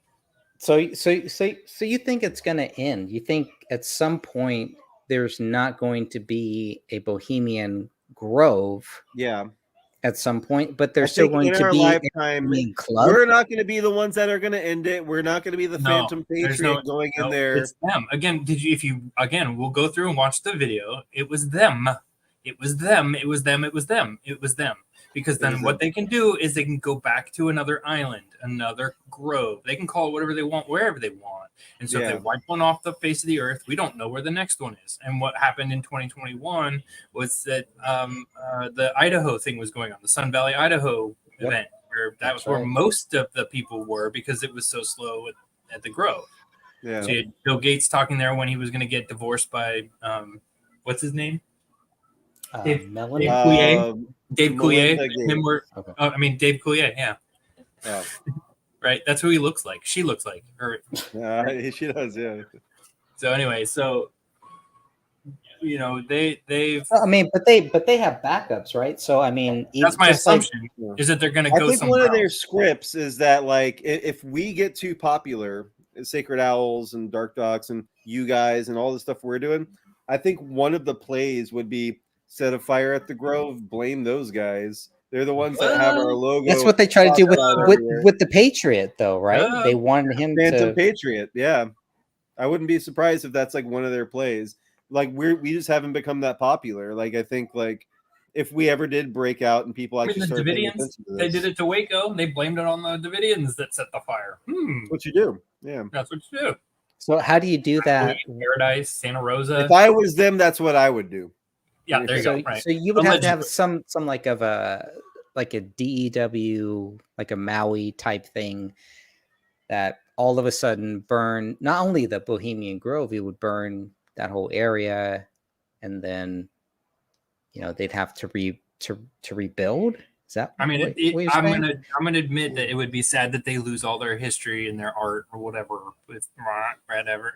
A lot of it's at the club anyway. That's where the archive. It's a 5-story building. I mean, it's like they have plenty of archival stuff over there. You got the earthquake, but an earthquake could take care of all that. Right? It's interesting. It's interesting to think about. But I from what I've seen of the footage inside the Grove, a lot of those cabins and stuff are like old and shitty, and like there's even complaints back in the 2000s about like how like a lot of them they have mold problems. That's what the employees are saying. That place is decrepit and shitty. It's old and nasty. They might the easiest way to do that stuff is you have a big fire. And then you wipe everything clean, you bring in the demolition crews, and now you can build the nice big fucking. So that's similar. Smart That's city. very similar to Maui, yeah. That's very similar to what happened before the Bohemian Club was hosted before, to where they moved they had a fire. I mean, they're all about fire. The whole thing is about like a cremation ceremony and flames, and what they happened have in a fire 1906? department. They have fireworks. Yeah. Well, I mean, in 1906, supposed earthquake made all of San Francisco burn down. That's a big fire. That's what I would think. Then okay, so whatever building the Bohemian Club had, during why do you think they made it out of brick this time? Yeah. That would be my opinion to be fire retardant. Yep. Sure. So, all right, gentlemen, let's wrap it up.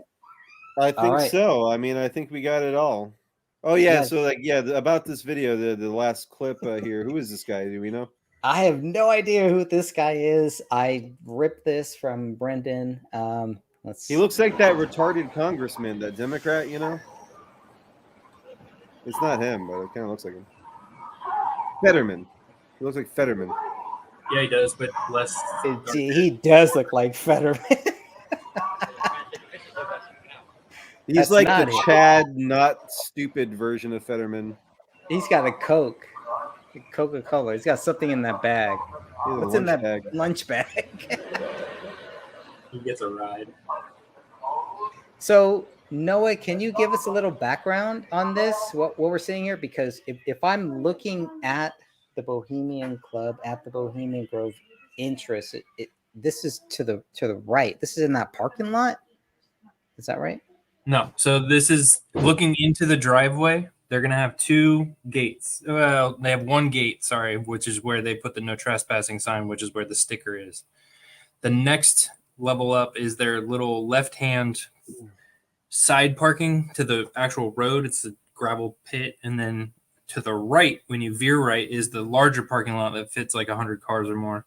Okay. And so this dude is on the left-hand side to the side we're on. We're looking through a bush and a tree that they kind of cut down this time so they can better see us when they leave, because they were blindsided by us hiding back where the journalist from the other Vice thing was, standing back a little bit. They would come out and you could yell something, they'll turn and look, and then they realize they got a camera in their face and they have to put their hands up. So we were zooming in through the picture, through the plants, and they could barely see us when they get to a certain point. And then when they look up and see a camera, they usually double back, go inside. They would get a mask or a ride, and they would come out inside their tinted vehicle, or they'd be wearing a mask. And we joke and say, well, we got your picture the first time, so the mask is pretty stupid. You know? So they're actually going into the Bohemian Grove. So they're already in. You'll see when it zooms out. I've seen this footage before. So the members and the guests can come and go as free as they want, right? But they don't have a clue that most on the weekends we're there because they think they have every right to go in and out without being noticed. So they're going to get in. That's where the tent is. Yeah, because this is an angle that I've never seen. If you're going in to the Bohemian Grove, if you're already in, if you're in the parking lot, that's what I was thinking. But these are, then they would be on, that's the right hand side as they're facing us. Right? Okay. They're right-hand side. So they're just going in here. No, they're coming out. They're coming out. That green tent is they're coming out. Okay. And yeah, people will try to walk out of there to get Wi-Fi to continue to work because they don't allow devices or usage inside. They'll ask us if the you Wi-Fi. can't live stream from the gates. Oh, I We all see. know that I now. see where you guys are. Okay. Yeah, you see Okay. now they have that little security. Oh, now he's thing off to the left. His zoom is insane. Yeah, that's a Yeah, really that good zoom camera. is fantastic. Yeah, whatever you guys. Okay. So he could get the audio and the zoom from that. Isn't that Dude, crazy? that was so Yeah, good. so I you had couldn't- your Trump cutout on the left side of that gate. Yeah. back in 2018. Yeah. Wow. That's where that Excellent. is. Yeah. Great work, guys. Yeah. Oh, and so note, when you pause it real quick, pause it right here. To the immediate left of Brendan, right? Yep. There's a pole that says Bohemian Highway. No. There's an actual street pole to the left, right by the power line. They put a camera on there now, a solar powered camera. No way. Yes way. Wait, okay. What is that? What is this blocked off thing here? That's someone's driveway. That's someone's parking lot. Like to the left when you show that wasn't blocked off when we were there before. That's like no, they changed everything. They don't allow guy any changes- employees to park there. Yeah, that guy changes it every year. There's some years where he's cool with it, with us parking there. So there's some year where he's not. So and that if you look to the left, to the upper left, there is That's a a house. Yeah. And that's the guy that owns that property. So that's why the cops could never tell us, hey, you can't move off here. Now, if that guy would come out and say, hey, I don't, I don't want you guys here, then we would have to move off there. That's why I'm curious about Then we this. would literally be where he's at now, which is part of the easement. If you back up, you're hitting a culvert into a ditch, so you could stand on either side of the road as long as you're not blocking the road per se. But they don't see you coming in if you're on this right side. If you're where he is now, they'll see you coming both ways.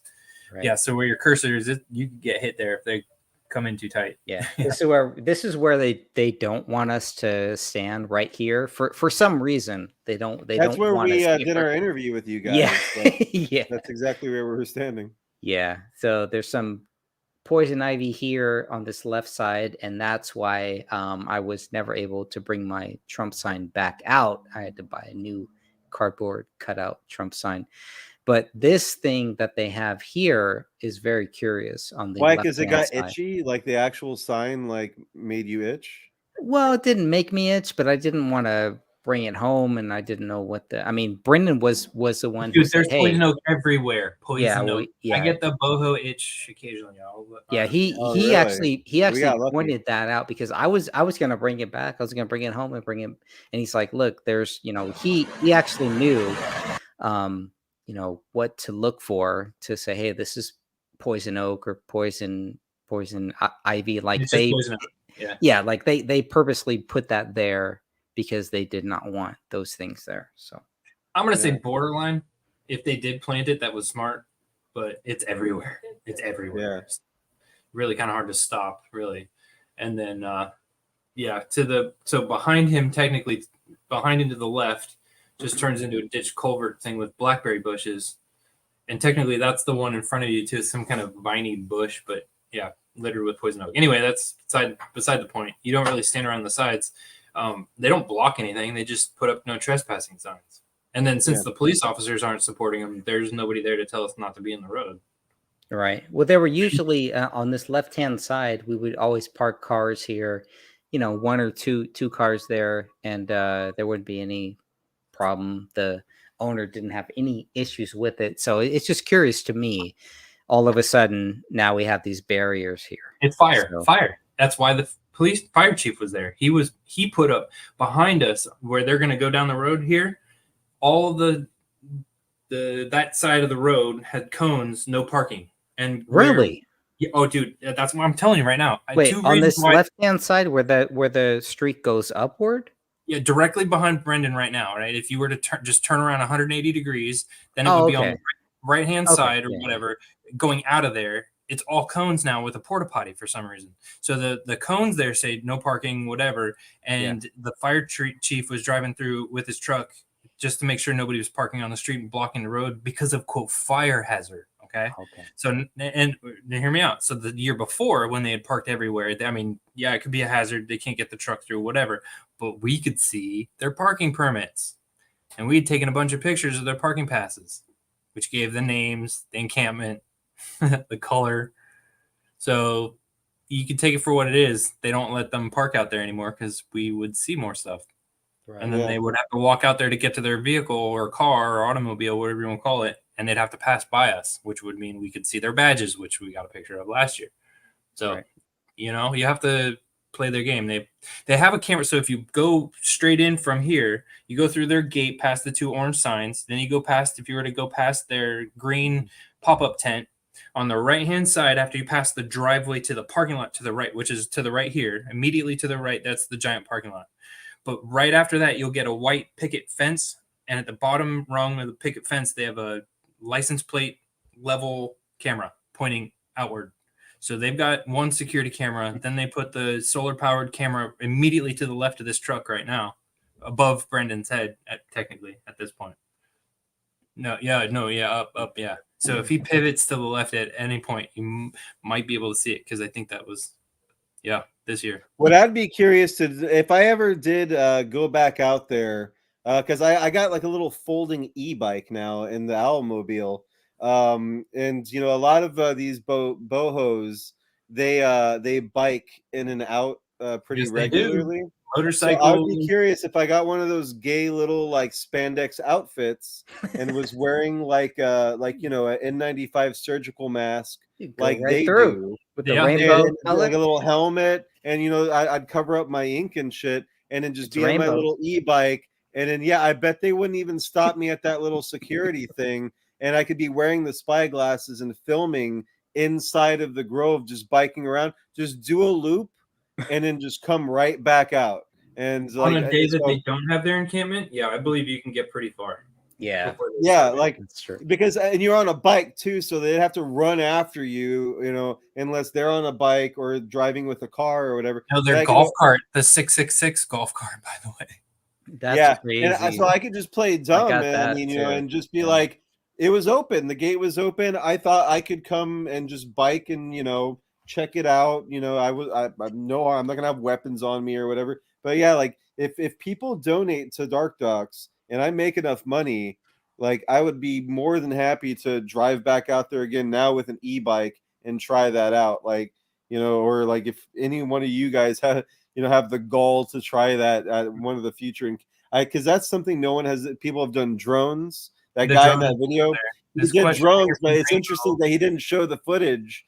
They showed that they had drones and they were using them, but they didn't show the actual footage that they got from those drones. Yeah, it looked like a bunch of trees. They didn't actually film over the top of it because the moment I put one up in the air, they were on my ass. Brendan was like, "Here they come," and I was like, "All right." But yeah, bicycles, that's hidden in plain sight. You're not driving. They can't check a license plate. It's a bicycle. So I think that might be something worth looking into in the future. I agree. You could get a tiny quiet drone in there, but it depends again how much this DJI geofencing is in effect and how that works. How does that work for legal reasons? Because in real estate, we always hear, look, you have a property and everything upwards you own. So how does that work with drones? There's a couple layers to it. Like in Florida, in the Florida Constitution, it actually says like if you own property, you own from the heavens to the center of the earth. Exactly. However, then you have FAA laws which supersede that because it's federal. Where they have like, oh hey, how's it going? Good. That you have, they have a right to access that airspace and be restrictive of certain things about the airspace because of, airplanes and flight safety and things like that. Yeah. Right. So, anyway, yeah, Okay. I think this is a good time to wrap up anyway. All right. Yeah. Cleaning crews here. All right. Should I play? I got just another minute. One last clip. Let's do it. Yeah, go. Just finish it. Yeah, finish whatever, and then play. Yeah, I just want to play.